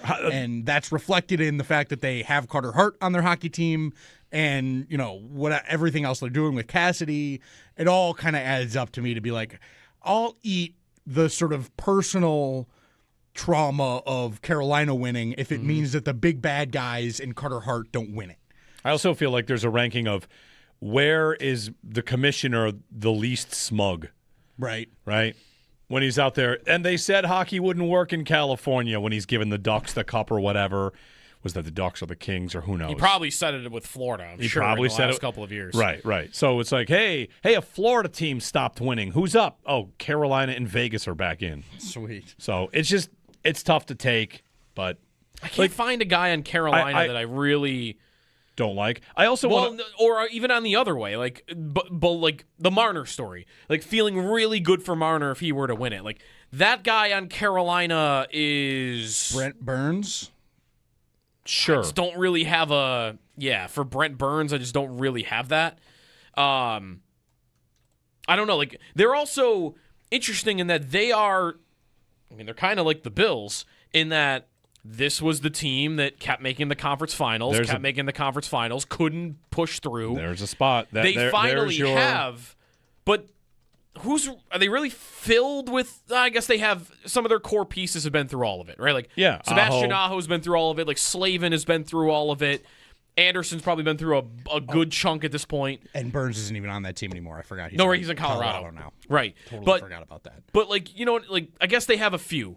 Jordan Stahl, like guys that Jordan Stahl won a cup though, to have early been in his through it career. all, he won that. But, Didn't like, he? Or this was he- Carolina wait, was he in Pittsburgh when they won? He was in Pittsburgh. He's in Pittsburgh. Never mind. But he won one in Pittsburgh. But this Carolina group continuing to hit their head on the ceiling and then finally break through. I have value in that, and every time someone does that on any level in any sport, I think about the Bills. I've said it 1,000 times. Rory winning the Masters was the Bills for me. Arsenal winning the Premier League was the Bills for me. It's you're not flash in the pan. You're come on, you're supposed to have had one of these by now. How could you not have it yet? And if Carolina gets that, that's to me another check mark. Teams like the Bills should get one. You can't be this good this long and just never have it go your way. Speaking of that, you know what I watched yesterday unintentionally? The second half of Bills Broncos. Really? Yeah. Why'd you do that? Not the whole game.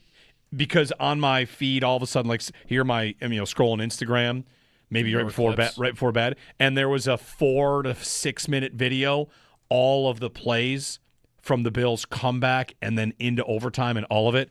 And listen, Josh was a little bit helter-skelter in the first half of that game. Holy cow, he was on in that second half. A lot of really impressive passes. Then, of course, there's the screen pass that, you double pump and goes into the dirt. There's the play to Knox that gets a miss. They go to overtime. They get the stop. Yeah, they did. Three and out. Like the Brandon Cooks throw and catch.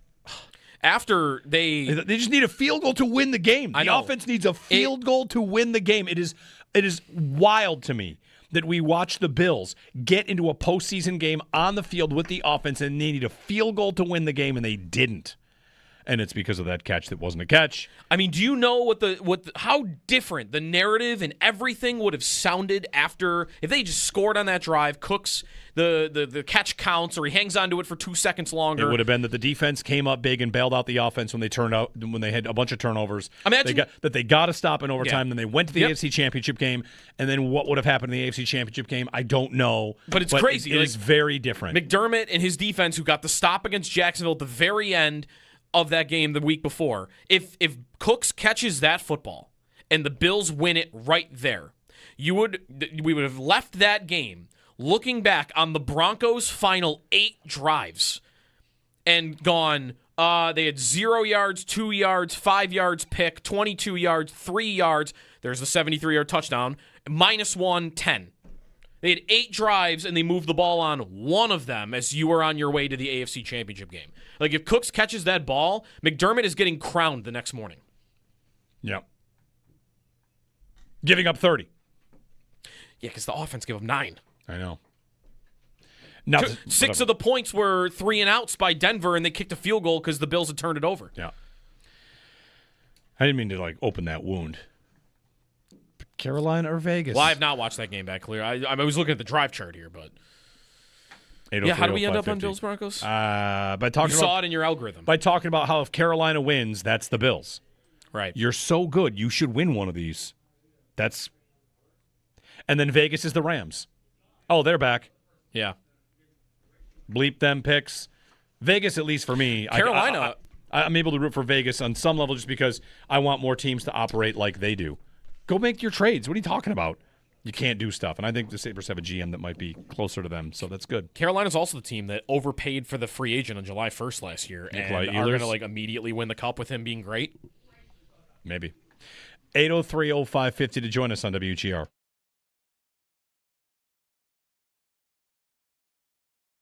Matt Beauvais joining us on the Western Hotline here, talking about, a little bit of Sabres here and Consta Helenius, but we did get you on because I know you had a chance to talk to Landon Jackson, who, to me, is the most interesting man in the Bills offseason. I know we've got DJ Moore and, the head coach change, but the guy that ate 6,000 calories a day to get up 25 to 30 pounds, to me, it's going to be tough to beat in terms of who's the most interesting player this offseason. Yeah, and I think, for me, it's a lottery ticket that if it pans out, you almost forgot about it anyway, and that's terrible because he was a third-round pick last year. So I don't want to make it seem like, hey, this guy has never been somebody with high hopes. It never felt last year like Landon Jackson was going to be an impact player for them. From the time we got to the off-season workouts and then to training camp, he was always much more of a secondary thought. He doesn't get into the lineup. Sal and I would argue about it on the podcast all the time. I'm like, Sal, this is, quite frankly, a waste of a draft pick. And he would argue it's not a waste of a draft pick. It shows you how deep the room is. And I was like, how deep the room is? They never get sacks. What do you mean? And we would go back and forth and we'd argue about this. Now it feels like he's going to be asked to do something he is more comfortable doing. And he said that. He said, I got really good in college when I was doing this at Arkansas, so I'm excited to do this again. The thing that really stood out from our conversation was he felt like last year he was too light. I'm sure the Bills gave him a number of hey, here's what we want you to play at. And he said, I just didn't feel comfortable in my body. I felt a little too frail. So he was about 10 pounds too light last year from what he wanted to play at. And then he was putting on this weight. And then there's the Sean McDermott news. Jim Leonard takes over. And it's like, okay, Landon, can you add another 15 or 20? And then he just continued to go. So, yeah, he's added 25 pounds already. He wants to add at least another 5 to 10 more. So he's going to be kind of in that 285 to 290 range. And instead of a pure 4-3 pass rusher, he is going to be a defensive lineman. I was like, Landon, I'm a little confused with all of this 3-4 stuff. What position are you now? And he said, I'm just a defensive lineman. So he could line up on the inside. He could line up on the outside. He could rush the passer. He could try and be in the middle there. So it feels like this is going to be a better fit for him. So I think that's exciting for the Bills. And once again, I'm not thinking this guy is going to come in and completely change the defense, but I think you're going to get something out of him, which is more than you got last year.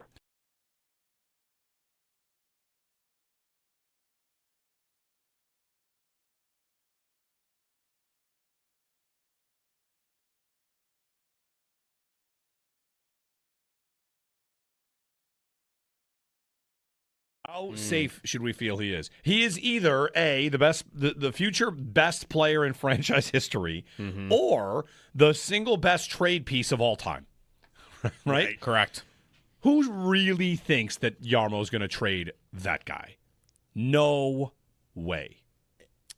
Absolutely no way. Yeah. From the prospect side of it to the Finn side of it. No. You're telling me I've got a countryman, he's a hero, I get to have? No, sir. Under no circumstances, knock on wood, Mark the date. Yeah, yes, I agree. I don't want to just always play the game of our GM is finished, so they can never trade a Finn again. It's not but Finn. I know, right? It's a 19-year-old dude that stepped into Montreal was your best player at forward, and then played with Barkov and scored the golden goal for the Finns. Yeah, I know, that's right. It's not just a Finn. No, I know, that's right. I would be.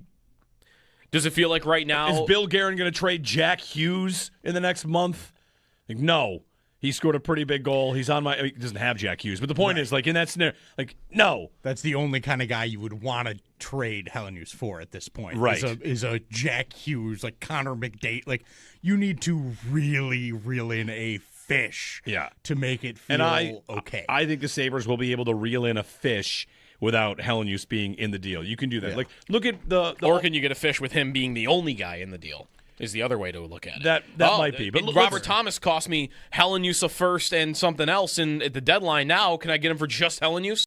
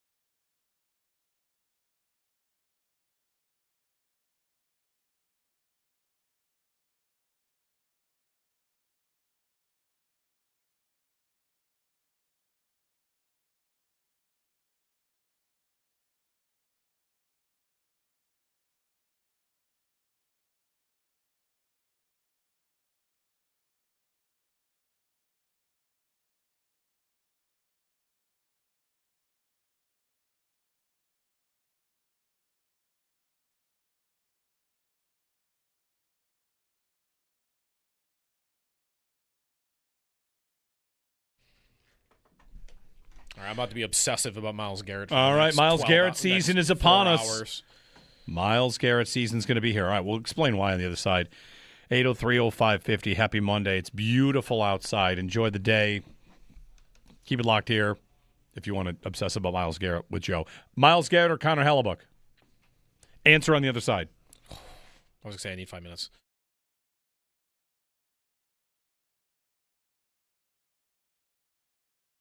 He played on the wing with Barkov and Granlund on their top line, Paul. You feel like that plus what he did in the playoffs, he's one of these guys that might play great no matter what position he's at? Or do you feel like, in your mind, he's looked better at one or the other? No, I agree. Same with Ostlund. It seems like those two, either they can play center, wing. It doesn't really matter. Ostlund, to me, there was no drop-off whatsoever, depending on which one he played. The one that I think has to stay at center is Kulik. When he was in Rochester, he was playing wing, and it just wasn't going. Then they threw him at center, and it was like night and day. I mean, all of a sudden it's like, oh yeah, there's the guy they drafted. And the same thing happened in Buffalo, too, if you recall. He was wing for a little bit, then Lindy put him at center. And at the last X amount of games, of course not this past year, but the year before, he really excelled playing center for, I believe it was Thompson and Benson, if I'm not mistaken. Mm-hmm. And they were a really good line together. And Lindy Ruff was counting on him to be one of his top two centers. And then all of a sudden, he winds up with this sickness and the blood clot and everything, and it didn't work out for him. So he's, of the three, I think he's the one that has to play center. The other two seem like they're fine either way.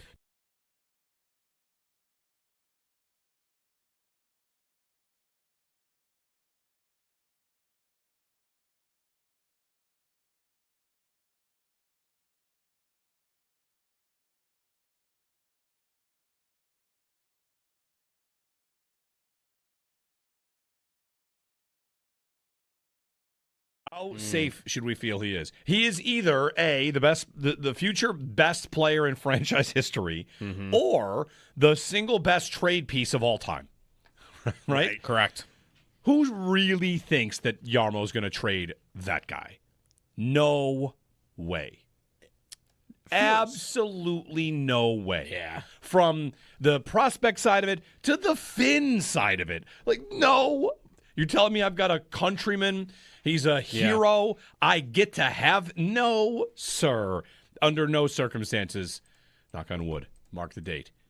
Yeah, yes, I agree. I don't want to just always play the game of our GM is Finnish, so they can never trade a Finn again. It's not but Finn. I know, right? It's a 19-year-old dude that stepped into Boston. Sorry, Montreal was your best player at forward, and then played with Barkov and scored the golden goal for the Finns. Like, yeah, I know, that's right. It's not just a Finn. No, I know, that's right. I would be.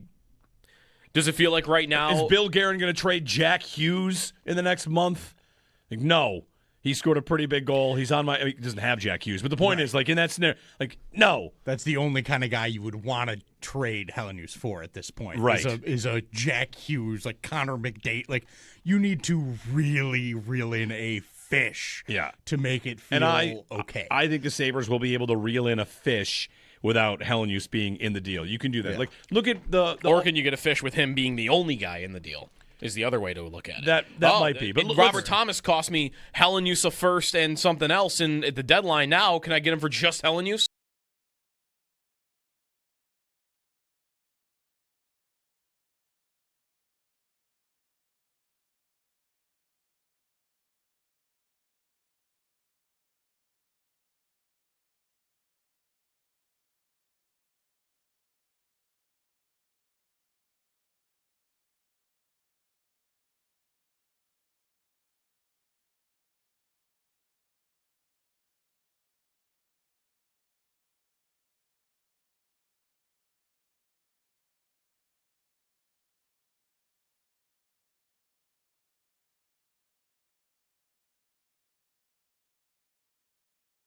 The Stanley Cup Final nearly here as the Vegas Golden Knights will take on the Carolina Hurricanes. It'll begin tomorrow night at 8 o'clock.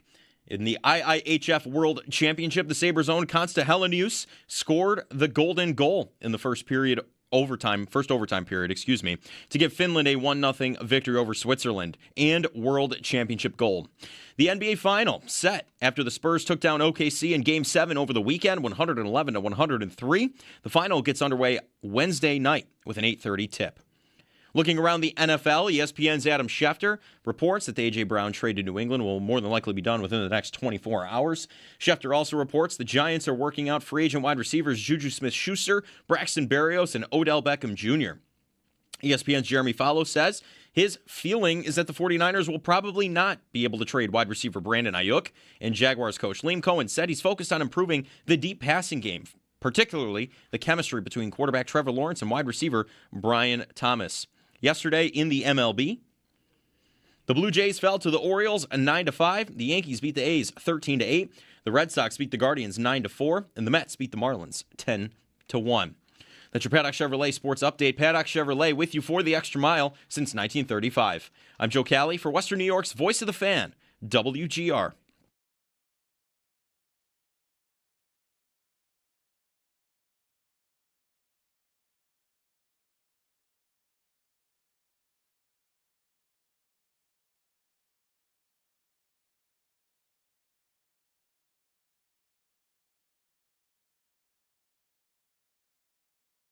Drake May on go, post, or slant routes in the 2025 season, according to the Next Gen stats.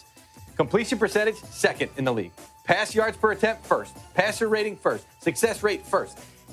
Guess who has the most yards on such routes in the NFL since 2022? You're bringing a piece to this offense that fits in so many ways. You've got a guy with history with the head coach that you know is going to vibe with him. And all this added up, and you've got, by the way, 3 months to think about it, or 2.5 months, or whatever, wound up being since the first time they made the run. They go, you know what? This just fits so well. Mike Garafolo on A.J. Brown. The post-June 1 period in the NFL begins at 4:01 today. Mm-hmm. Let's start calling it post-4:01 on June 1. A little wordy. All right. I think we can do better. Here's a good question. If I were to say to you, hey, give me a call. No, better yet, here you go. Be a piece of paper here. This is a time capsule, okay? Uh-huh. Open it after June 1st. I mean, you also could just open it after June 1st, and at 4:02 you open it. Like, you didn't wait. That's not post June 1. That's on June 1. So I see. So if A.J. Brown gets traded at 5:30 this afternoon, is that post June 1? No. I demand a new term. Well, I mean, there's a new league year that begins on March. What is it? Whatever. March 11th, March 3rd. Are there league days? I don't know. Is NFL midnight actually 4 p.m.? In the same way that like NFL New Year is on March whatever it is? That might be right. That sounds they like don't go by, could be a thing. They don't go by normal clocks. Right. The NFL. 4 o'clock. I mean, it's for TV, isn't it? Yep. Although this is not normally a date on the calendar that I can, because usually most of the post June 1 stuff are cuts, and those can be announced and can be designated like long into the future. You get those in March. How often? I don't remember this last year, where like Trades. we know guys are getting traded and we know we have to wait until exactly June 1st. Maybe I'm just misremembering, but it's not something that I remember being like a signature calendar date for the NFL. The way A.J. Brown has really carried the water for that, right? Like, there are other ideas today. I think Garrett should be talked about. Mike Garafolo said we're going to be talking about Myles Garrett. Right. And that could be Kamara, too. That could be Ayuk. Like, guys are worthy of being talked about today, but Brown is the one that is making today interesting more than anybody else. But again, Garrett, like, there's enough there to think about him. It's not just... So last hour it was the not meeting with the coach yet. He's not met Todd Monken, the Browns head coach, who's been their head coach for how long? 5 months? Mm-hmm. Long time.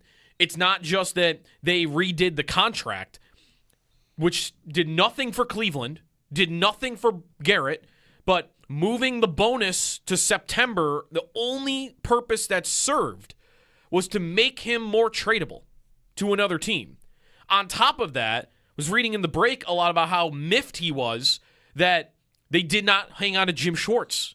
He loved Jim Schwartz. That was his defensive coordinator. He wanted him to stick around, and they weren't able to do that. Schwartz also felt pretty offended by the way that went down in Cleveland. Yep. So if by association, Garrett doesn't like how that went down, we already knew he asked for a trade last year. Just everything would point to after A.J. Brown, who's the next likely giant name that could be moved. Like, all the evidence tells you this is somebody that is on the market. Or is at least worthy of other teams calling the Browns. They might put up their same fight, but I don't know. Like, are they going to put up the same fight they did last year when they said there's no circumstance we'll trade you, when you were already willing to do the contract thing that made him more tradable? Mm-hmm. If you weren't willing to trade him under any circumstances, you would not have done that. Well, the obvious question would be, so you mentioned that tweet that came from Daryl Ryder, who covers the Browns, about happy Myles Garrett trade day. The moment that bonus payment structure was done, no clear-cut reason. You read that. Why speculation will be going. He says 2 teams to keep an eye on to blow up Andrew Berry's phone, Eagles and Rams, and that a Cowboys rumor wouldn't shock me either.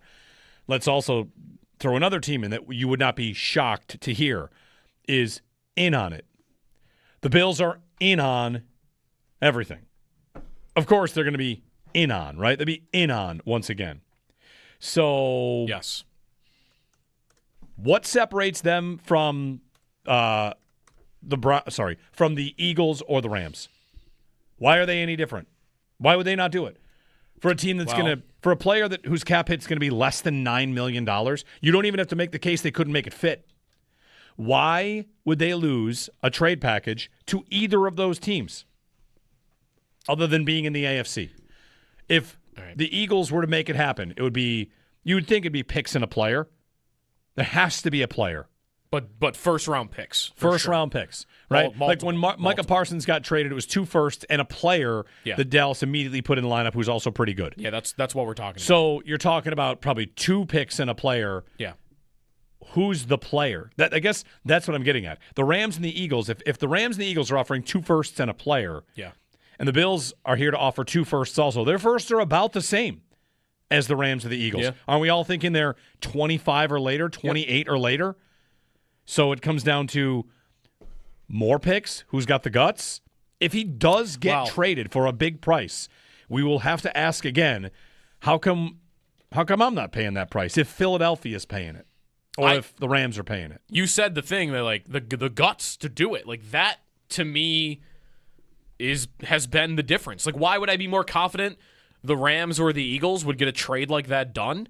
Because they do it more often. They're making these trades. They make these big, aggressive swings. The Eagles do things like this all the time. The Rams have cooled down on it a little bit the last couple of years, but in their DNA, I still believe like they are the team that would say Myles Garrett's available, I will outbid anybody. And I will get that done because he's the best defensive player in the world. To get one more Super Bowl in the Stafford window. Yeah, and the Bills on the flip side are, they're in on everything.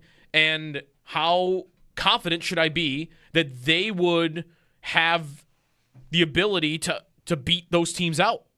I would not right now. I would if I were betting on it, I would bet that organizations like and GMs like what the Rams have and the Eagles have are gonna be more likely to trade for Myles Garrett because they're not. I don't think they're gonna lose as much sleep about trading 2 first-round picks. I know the Rams won't, and I don't think the Eagles would either. The Bills, I feel like they would be hesitant to trade a package of that magnitude. But, however, we'll also say that on a podcast last year, Brandon Beane was asked if there was one player in the league that you could add, who would it be? And he described Myles. He said Myles Garrett, basically. He said the guy in Cleveland. Like, he didn't say his name because of tampering, but he basically said Myles Garrett. Is this the one guy that would get Beane to say, I know the Rams are aggressive, I know the Eagles are aggressive, I know they're going to be bidding 2 first-round picks, I'm going to outbid them. I'm getting this guy. I've been chasing pass rusher for 8 years, and I've not found it. Now, the best one that's played in 25 years is now on the market, and he just set the record, and I could just get him for picks and got to figure out the player. Could this be – I wonder if this could be the guy that would bring back the sunglasses meme. Like, truly bring back the sunglasses meme and not that third-string linebacker they signed 2 years ago. Who was that? Christian Kirksey.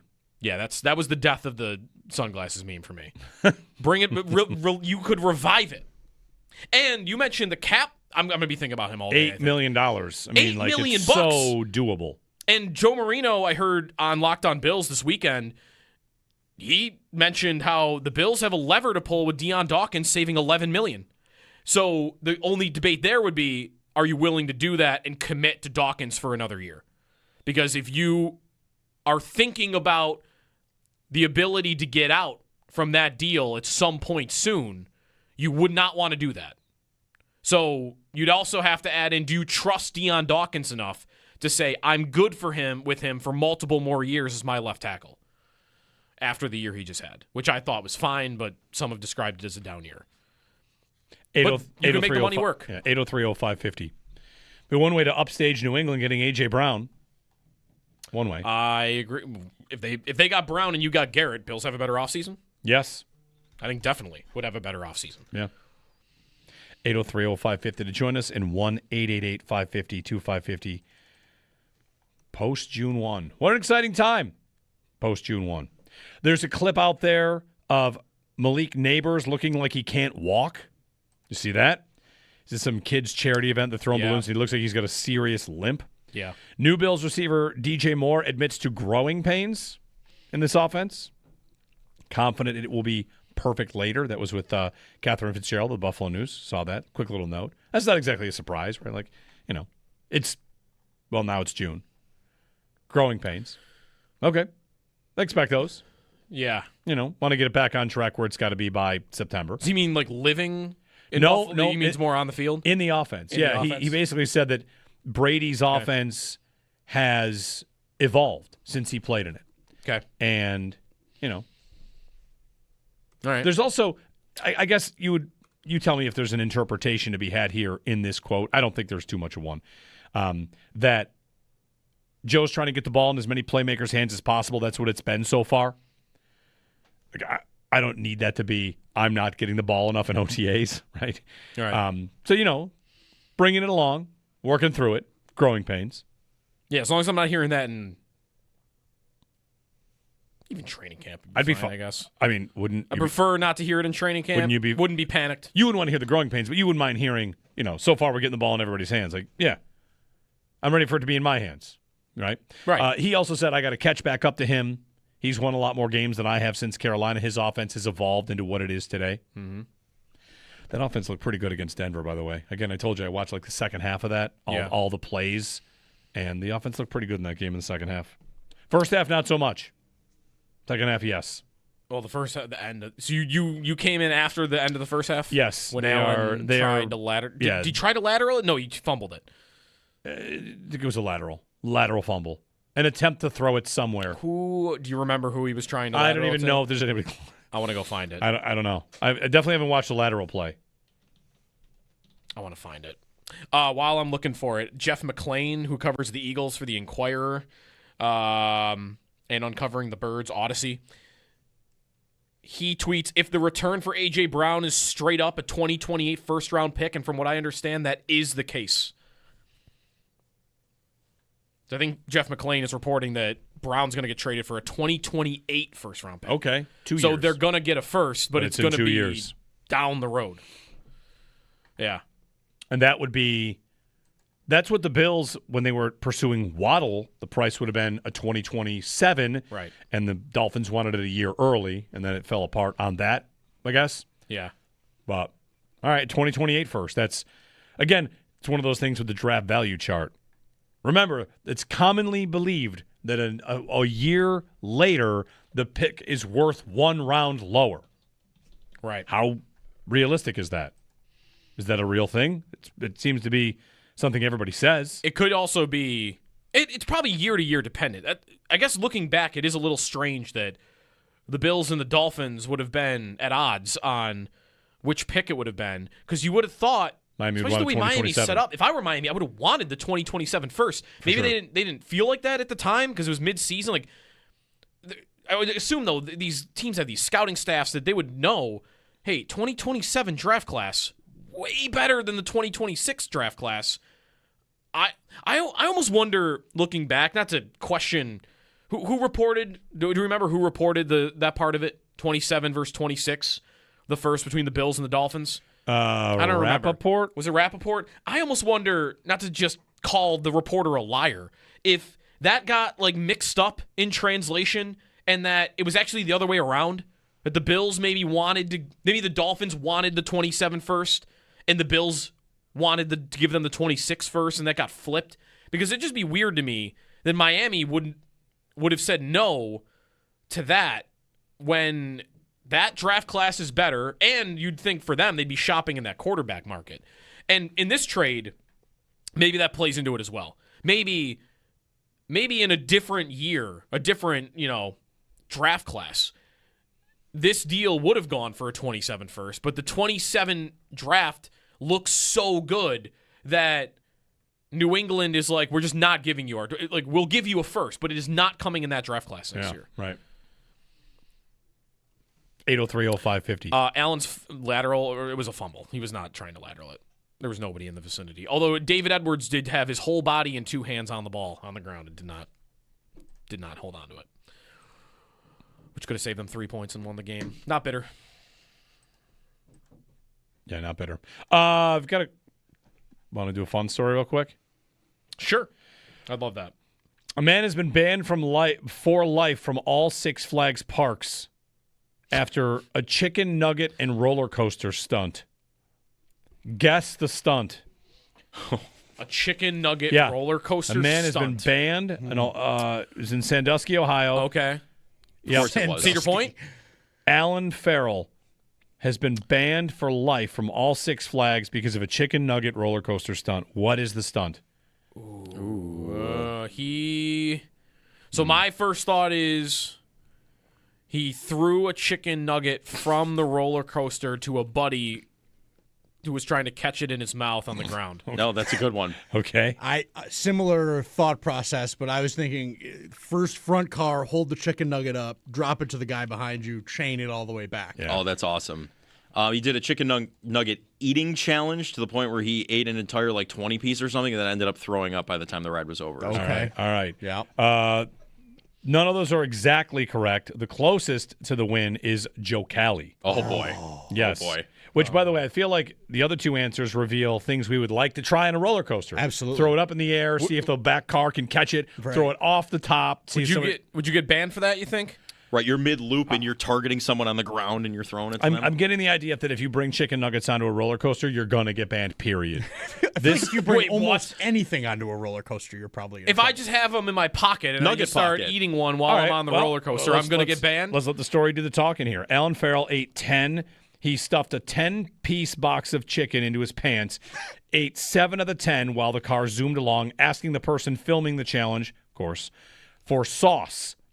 The ride. Well, now now we're getting to crazy. In the ride, crazy in the ride picture, he's snarfing one down, and he says afterwards, "I had no idea eating a 10-piece chicken nugget on a roller coaster would be a national headline, but here we are." If the sauce was dispensed, that is where I will predict the issues came, because the sauce flies into the people behind you's face and think that somebody just got an arm chopped off. The Millennium Force tops out at 93 miles per hour, has an elevation of 310 feet. All he was doing was eating chicken nuggets on the ride. I don't see a problem with that. If you're containing everything, if you're eating it low, have the sauce open low, you got to do it with the aerodynamics. Low's going to have keep it low. Keep it low. What if the sauce was secure?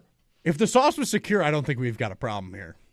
Was it like a bottle of ketchup, or was it a sauce? Just said he asked the guy filming it for sauce. Though maybe you would end up in a situation where if that guy chokes, he forces a lawsuit, and then now we've got no eating on the roller coaster signs on every roller coaster in America. That might be where we run into. Aren't there already probably no food or drink on the roller coaster You would think. signs? That's probably right. Yeah, you would think. And maybe that's really the base of the issue is there's a sign here. But the sign does not say at the bottom, if you break this rule, you're banned for life. From all parks. From all the parks. That is pretty hardcore punishment. All of Six Flags. They went a little extreme with this, I think. Exiled from... Maybe it was the point of it being done for content also could have Make sure impacted that this. Other YouTubers know. Yeah. Because how else do you get caught otherwise? We're not about that life. If you didn't spill it on somebody else. No copycat chicken nugget. Yeah, no consumers. chicken nugget challenges. Have you ever dropped anything off a roller coaster? No. By accident? No. That seems... I had sunglasses on my head by accident. That's what I mean. By accident, off the head. They're never to be recovered. There's something about, I have a memory of going on a roller coaster. My dad, Bulldog, loves roller coasters. I don't know if you're he probably laughs maniacally, doesn't he? That's exactly what I can picture him laughing maniacally through the whole ride. Awesome. Yes, it is like the Joker. Yeah. I've never seen him sound the way he sounds on a roller coaster, and I've got one specific, we were on the Mind Eraser at Darien Lake. Yep. The legs dangling, and he was losing it. It was one of my favorite memories is I don't know, I was probably 10. 12, something like that, and it's the best. Yeah. See your dad giddy with childlike joy. It's good. Well, I mean, summer around here is roller coaster season. I know. I got to refine my love for there was a couple summers in a row where I rode the top 2 tallest roller coasters in the world. Loved roller coasters. Went to a bunch of parks. I don't think I've done one in 7 years. Wow. 8 years. It's like me with baseball stadiums. Yeah. A couple of years, I was hammering out as many as I could, and I can't tell you the last time I added one. No, now I'm I probably won't. I mean, how old does my daughter have to be to be going on roller coasters? You gotta wait a while. I gotta wait. They've got the little tiny wooden ones that she'll be able to rock on. You can probably go with them on your lap there. Wooden roller coasters in general are a nightmare for. That's a sketchy situation. Yeah. That's a good point. I'm at an age now where I might. I'm in an age now. Once you hit 30, I'm in an age now. I think you got to start thinking about your back when you're going on those wooden roller coasters. One kid, and I'm in an age now. How old are you? I feel like a real adult now. Are you 30? 30. Yeah. Once you turn 30, you got to be thinking about wooden roller coasters. He says with the backwards hat with the hair. No, I know. I'm really because I'm trying to balance it out from getting a text back from someone the other day when they invited me out to a bar, and my question was, "How busy is it?" Yeah, and they went, you are a 30-year-old man now. You asked your first question was, "How busy is it?" I gotta tell you, I've never not done that. I'm 24. All right, yeah, I feel better. I need to know if there's going to be a place. It's kind of. I had concern. We went out Friday. We did. I was worried that the bar wasn't going to have a spot for us. Right. I thought it was a fair question, but I was accused. No, don't worry about it. Don't I think let it's them fine. shame Yeah, you. that's totally fine. That's fine. Is it busy? Roller coasters this summer, maybe. Should I give the chat their favorite song? You guys don't even. What is it? Oh, you play a song for them on the YouTube feed? I don't play it. G plays in the afternoon. Okay. Wonderful afternoon producer. It's the rare song that we have like rights to play on the YouTube feed. Yeah, it's a royalty free. Anyone can play this anywhere they want. So it's like when you're a contestant on Survivor and they let you eat regular food. Right. It's like, oh my goodness, this is the best thing I've ever. Yeah. Okay. Yeah, exactly. Are there any types of rides that you're just a flat no on? Any of those? What about the drops? I'll give you one. I'll give you one. And like the slingshot type rides. I can't stand the slingshot stuff. I don't understand how when we are kids, we love all the things that are spinny. Yes. When you're a kid, you love to spin. True. Spinning is like the coolest thing on earth. Now, you get older, a spin is like, what's happening to my brain? Why would I ever want this? I watch kids at the playground with my son and my daughter there, and they're just like whipping around full speed. Yeah. I don't understand it. It must stimulate the brain in a way that then you get older, you're like, no, thank you. Yeah, and you're out. I think swings are intense now. That's my note. Like the big tall swings are like I'm out on those. Oh yeah. So you're just talking like regular swings. Like, I don't remember it feeling like this. Like on a swing set? Yes. A real big swing. Like, whoa. Yeah. I don't move like this anymore. I'll have to try. Saying that I've not been on a swing set in maybe a decade. I mean, I'm pretty lame, so it is what it is. I mean, you got kids. Swing sets are going to be more regular in your. Yeah, but I'm not swinging on them. I'm just pushing. Okay. Do they still have those metal spinny things at the parks? They're different. What do I call now. those? Like, they had bars you would hang on to them. They used to be. You would go flying off. They used to be Love that. huge. They were enormous. When you got those moving, the big ones, merry-go-round dangerous. Sort of things, right? Sure, but I wouldn't call them a merry-go-round. But they were like almost like a pinwheel. Well, kids now are wrapping ropes around them and pulling them to get them going quick. Well, right, but now what they have at a lot of playgrounds is much, much smaller ones that you can only get like 2 people on. The ones you're talking about. No, you can get 10 on them. Yes, and you could rip those things really fast. There was one at my middle school playground that was a single person one that was like you just did it based on your like body momentum, and I was huge, so I would get on it and I would go like it felt like I was going light speed, and then I'd get off and I would throw up like 9 times out of 10. Yeah, but I would get on it like every week. I'm gonna see if I can do it today. Wikipedia calls it a roundabout. Yeah. Okay. Roundabout. Parentheses play. Yeah. It is also called a as opposed to parentheses road. No, it is called a merry-go-round. Although it's not a merry-go-round. But it's not a merry-go-round. No, it's not. I refuse to. Yeah. I remember people calling them that as a kid and thinking that's not the one with the horse. No, it's not a merry-go-round. It's not a carousel. It's not a merry-go-round. No. Yeah. Those things are crazy. Yeah, metal bars. You would stand on it. I guess get that thing moving, and then the last one standing still on was the winner. Okay, I'm at one where I've got. It's kind of like squares and rectangles. All squares are rectangles, but not all rectangles are squares. Squares are special rectangles. I've got roundabout, merry-go-round, carousel.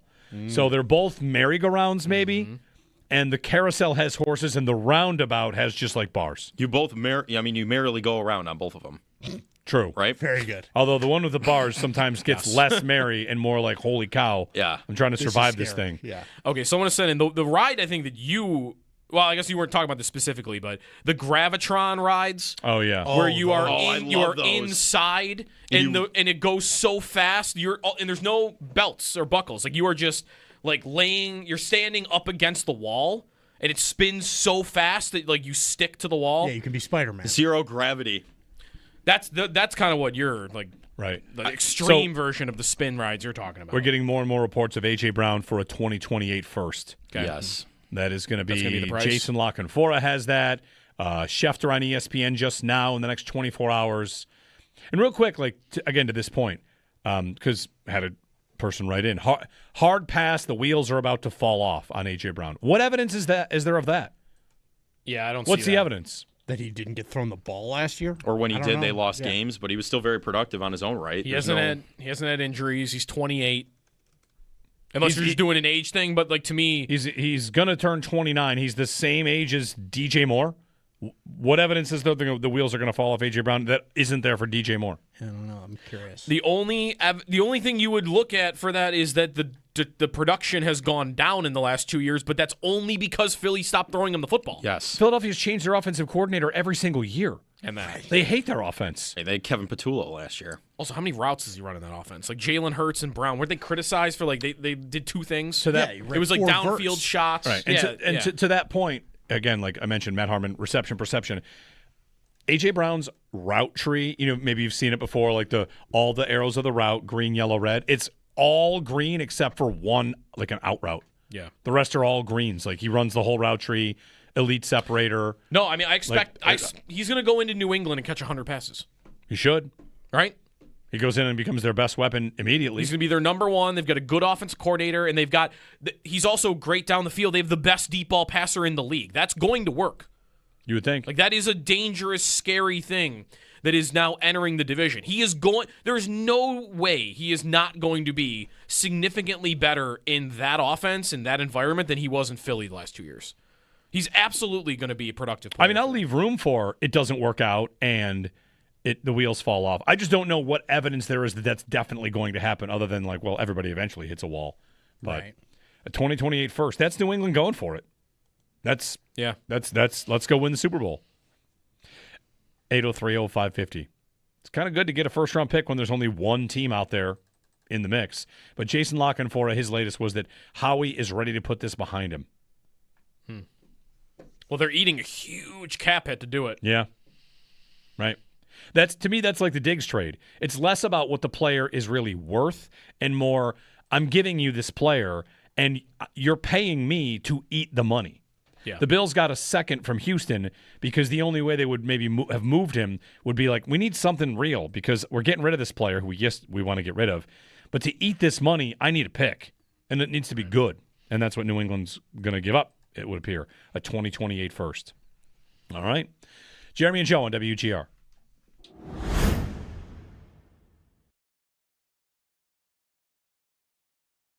For more comfort. Now's the perfect time to make yourself comfortable with a new electric heating and cooling system from Belknap. In Western New York, summer and winter bring extreme temperature conditions. Make yourself comfortable with Mitsubishi electric heat pumps, designed to keep your home cool in the summer and warm in the winter, no matter how hot or cold it gets outside. Call Belknap today to learn more. I'm Gary Garfel, president of Belknap. We work on your schedule. We don't charge more for weekends and evenings. That's why we say, give Belknap a ring.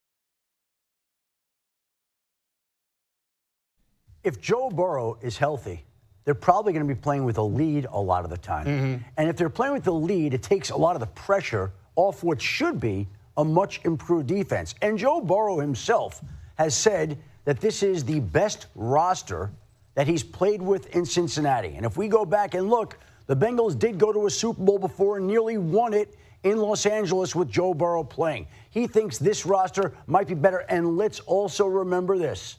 Their schedule is about as easy as any schedule in the league. It is set up.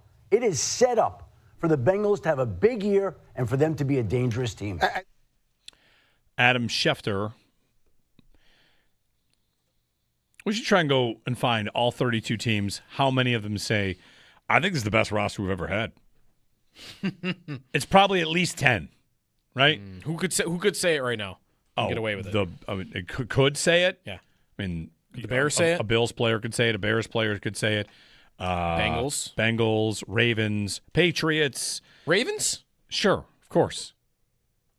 Right. Anybody can just. They signed Trey Hendrickson. Right. Anybody can just say it. Pretty good. And just the Dolphins could say it. Like, and would that also? They couldn't actually say it, but they could just, the words. Yeah. Right, and you would assume the guy saying would mean, like, since he's been there, right? Because if a New England player said it, would that be ridiculous? Because they won 6 Super Bowls, but you're only thinking about, like, Drake May now. Oh, yeah, Drake May saying this is the best roster we've ever had. Like, he's talking about himself. I mean, Joe Burrow's not talking about the 80s Bengals. So, yeah. We'll see. Yeah, I guess you're right. A lot of people could say they're favored in 15 out of 17 games. Victor Wembanyama. I'm going to push back. Can I push back on something? On him? On him. Okay. Yes, on him. Because I want to read you a headline that it is, among other things, kind of ridiculous. I want to go all the way to ridiculous. So, hold on. I had it on my phone, not on my computer. Sometimes you got to find these things like that. Top stories, yes. Sam Quinn's piece at CBSSports.com. Victor Wembanyama's greatest of all-time trajectory is officially ahead of schedule. Okay, guys. Okay. Relax for a minute. He's not only on a greatest of all-time trajectory, but it's ahead of schedule. The claim here is that he's going to be the greatest basketball player that's ever lived. Yes. And if he does, it's ahead of schedule. Will he be compared? He's going to be compared to LeBron and Jordan for his entire career. He will? I think he will. Okay. Yes. He's got to win 6 titles to even get in the conversation. Or here's one. Here's your other stat of the day. LeBron was in the conversation long before he had 4 titles. The argument against him is they didn't win 6. So you have to start by winning 6 to enter into the Jordan fans. And then to enter the LeBron fans, you have to make the finals 8 times in a row. Right.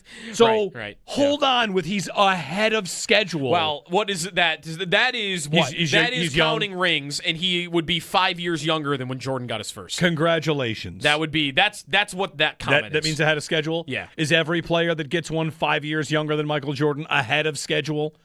Is this, oh, wow. Well, my favorite home run hitter is on pace for 230 home runs after the first 2 games of the year. Like, I'm not saying he's not great or won't be great, but like, you don't want to already get him into the GOAT conversation. That headline struck me as you don't want to put the poisonous GOAT conversation, because then that it really is clouded. It's poisonous. It is. What's the right word? Because it's not ruined. I don't know. It's made LeBron's career less enjoyable.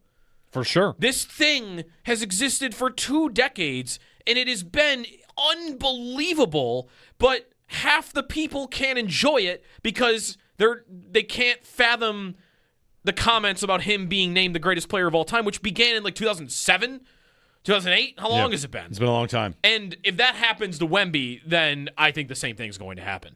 It's going to be annoying. Half the people, they're like, yeah, I think he's like maybe the best player of all time. The other half, you're insane. Jordan, LeBron, Kobe. Like, that sport with that legacy conversation can really polarize guys that shouldn't really be polarizing. I'll say, like, maybe it's different for player versus team. Remember when OKC was going to be a dynasty? Yeah. And what last now? year it was Last year they were a dynasty. What now? Wow, they're still going to be good, of course, very good. But That's part of why. Aren't they already I'm talking like, about? Isn't all the chatter how they got to trade Chet? They got to trade Chet Holmgren like that. They're going to do that. Like that's a mess. So, he's got $250 million on a contract left. Well, he took 2 shots in Game 7. Right. Tough to overcome. And that. did you see SGA asked how do you get Chet more involved? Did you see his answer? Didn't he say this is the worst he'll ever be? I didn't see he that had a part of comment it, like maybe. that. It's like you got it? Or All that right. you'll never see him be worse than you saw him in this series, I think. That's a funny way to say something about a teammate. You'll never see him worse than this. I know. It's pretty weird comment. This is the one I was getting at. SGA asked about how to get Chet. Go ahead. Just what are some things you think you can do to help get Chet a little bit more involved offensively? Yeah.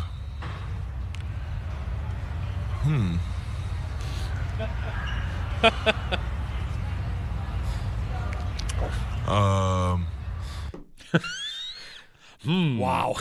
That's funny. It's tough. It's my favorite SGA moment of the year. Yeah. He should have just fallen down.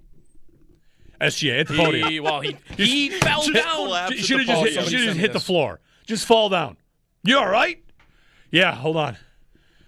I saw a compilation of 45 times Shea fell to the ground against the Spurs. He did. By the way, in Game 7, I want to tell you this. I want to see falls per shot by game. By Game 6 and 7, I think they got to him. He stopped doing it. He started doing it less. The second quarter of that Game 7, I didn't see him do it one time, and he was murdering them. It was the best he's looked in the entire playoffs. And he didn't fall down. They went on the big run and then tied it up after they were down 12 and then again blew it with a 7-0 run against. Wemby came back at the game and started going again. That's what happened when one of the best players actually played the game. Right. There was a moment where it was like, whoa, Shea, there he is. I thought he There's was the real I thought basketball 100% player. like you could say you don't hear the outside noise. Like he heard it. Oh, yeah. And he'll probably go back to doing it. But on the original comment, though, I don't want to do GOAT thing with him already, but Wemby, I do want to argue for what him doing is unprecedented.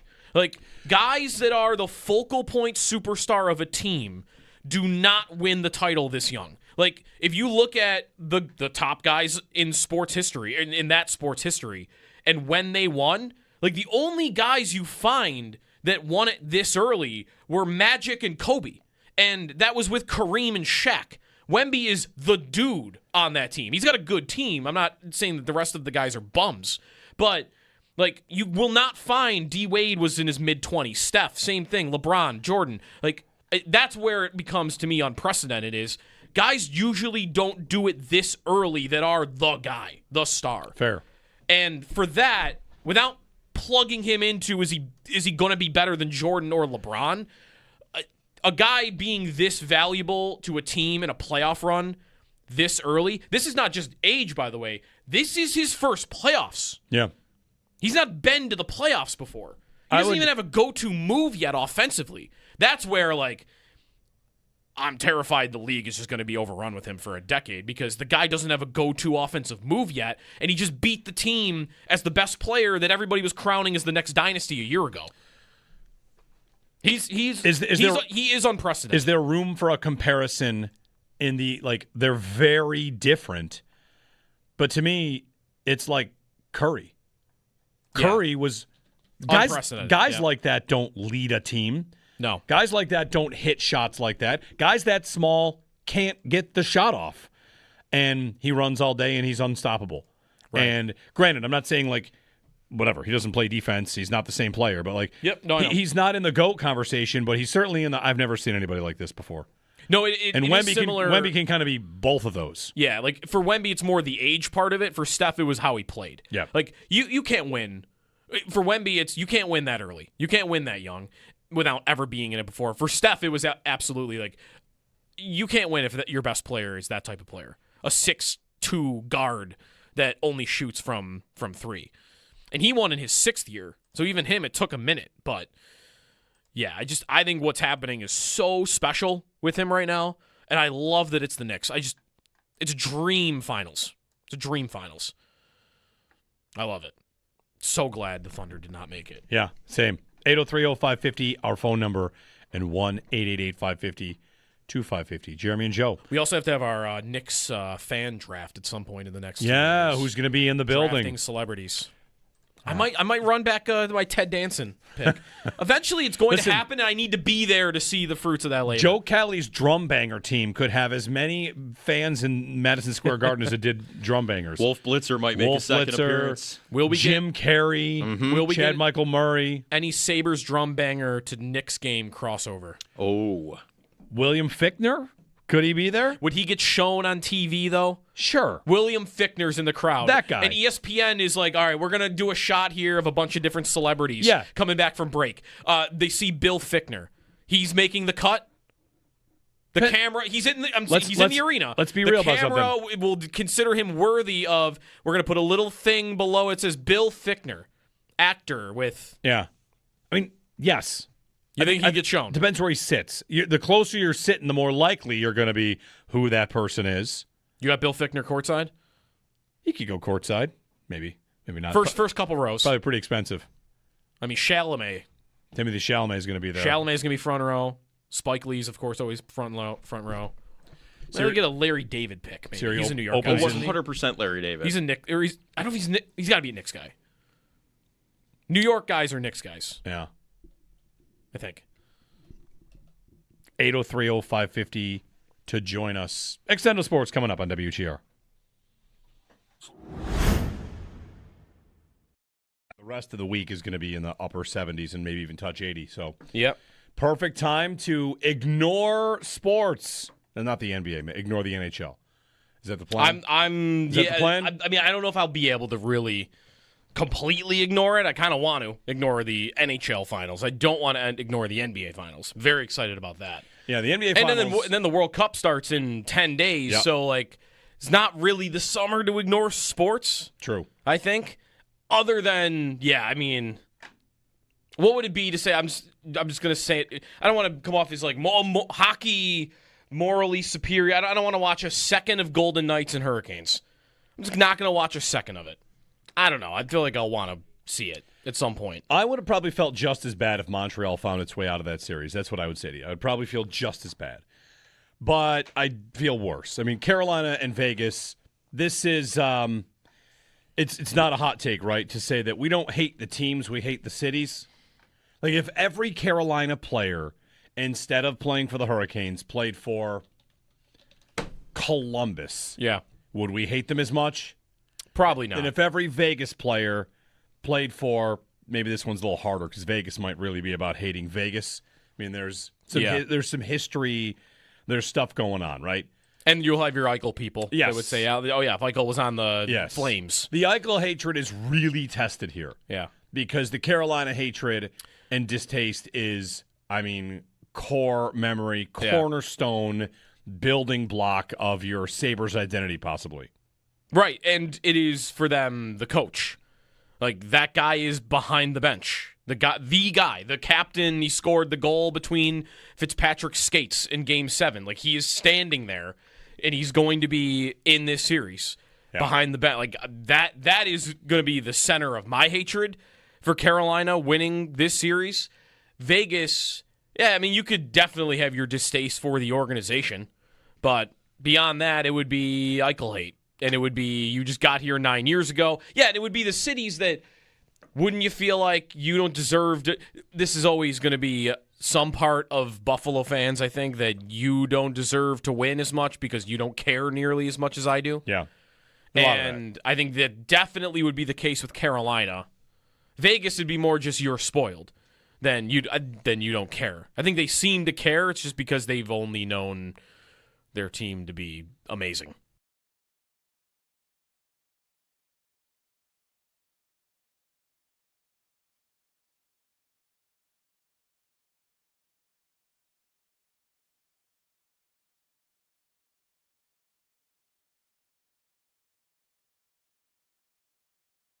Played on the wing with Barkov and Granlund on their top line, Paul.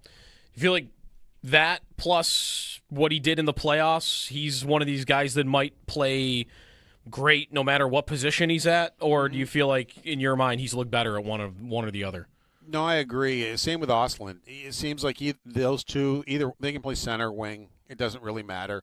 Ostlund, to me, there was no drop-off whatsoever, depending on which one he played. The one that I think has to stay at center is Kulik. When he was in Rochester, he was playing wing, and it just wasn't going. Then they threw him at center, and it was like night and day. I mean, all of a sudden it's like, oh yeah, there's the guy they drafted, and the same thing happened in Buffalo too, if you recall. He was wing for a little bit, then Lindy put him at center, and at the last X amount of games, of course not this past year, but the year before, he really excelled playing center for, I believe it was Thompson and Benson, if I'm not mistaken. Mm-hmm. And they were a really good line together. And Lindy Ruff was counting on him to be one of his top two centers. And then all of a sudden, he winds up with this sickness and the blood clot and everything, and it didn't work out for him. So he's, of the three, I think he's the one that has to play center. The other two seem like they're fine either way.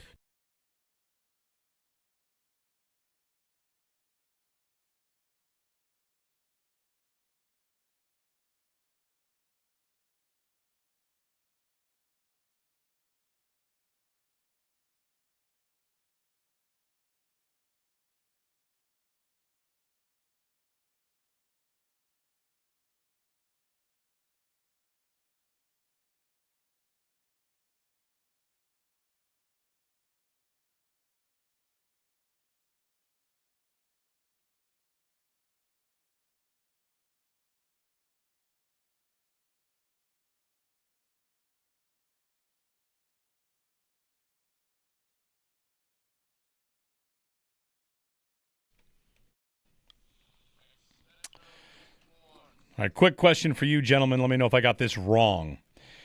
Mm-hmm. I was a tweet came in. Bill wrote in after seeing the Consta Hellenius golden goal. More jerseys sold in the next year, Benson or Hellenius? And I said Benson 5-1. Definitely Benson. Yeah.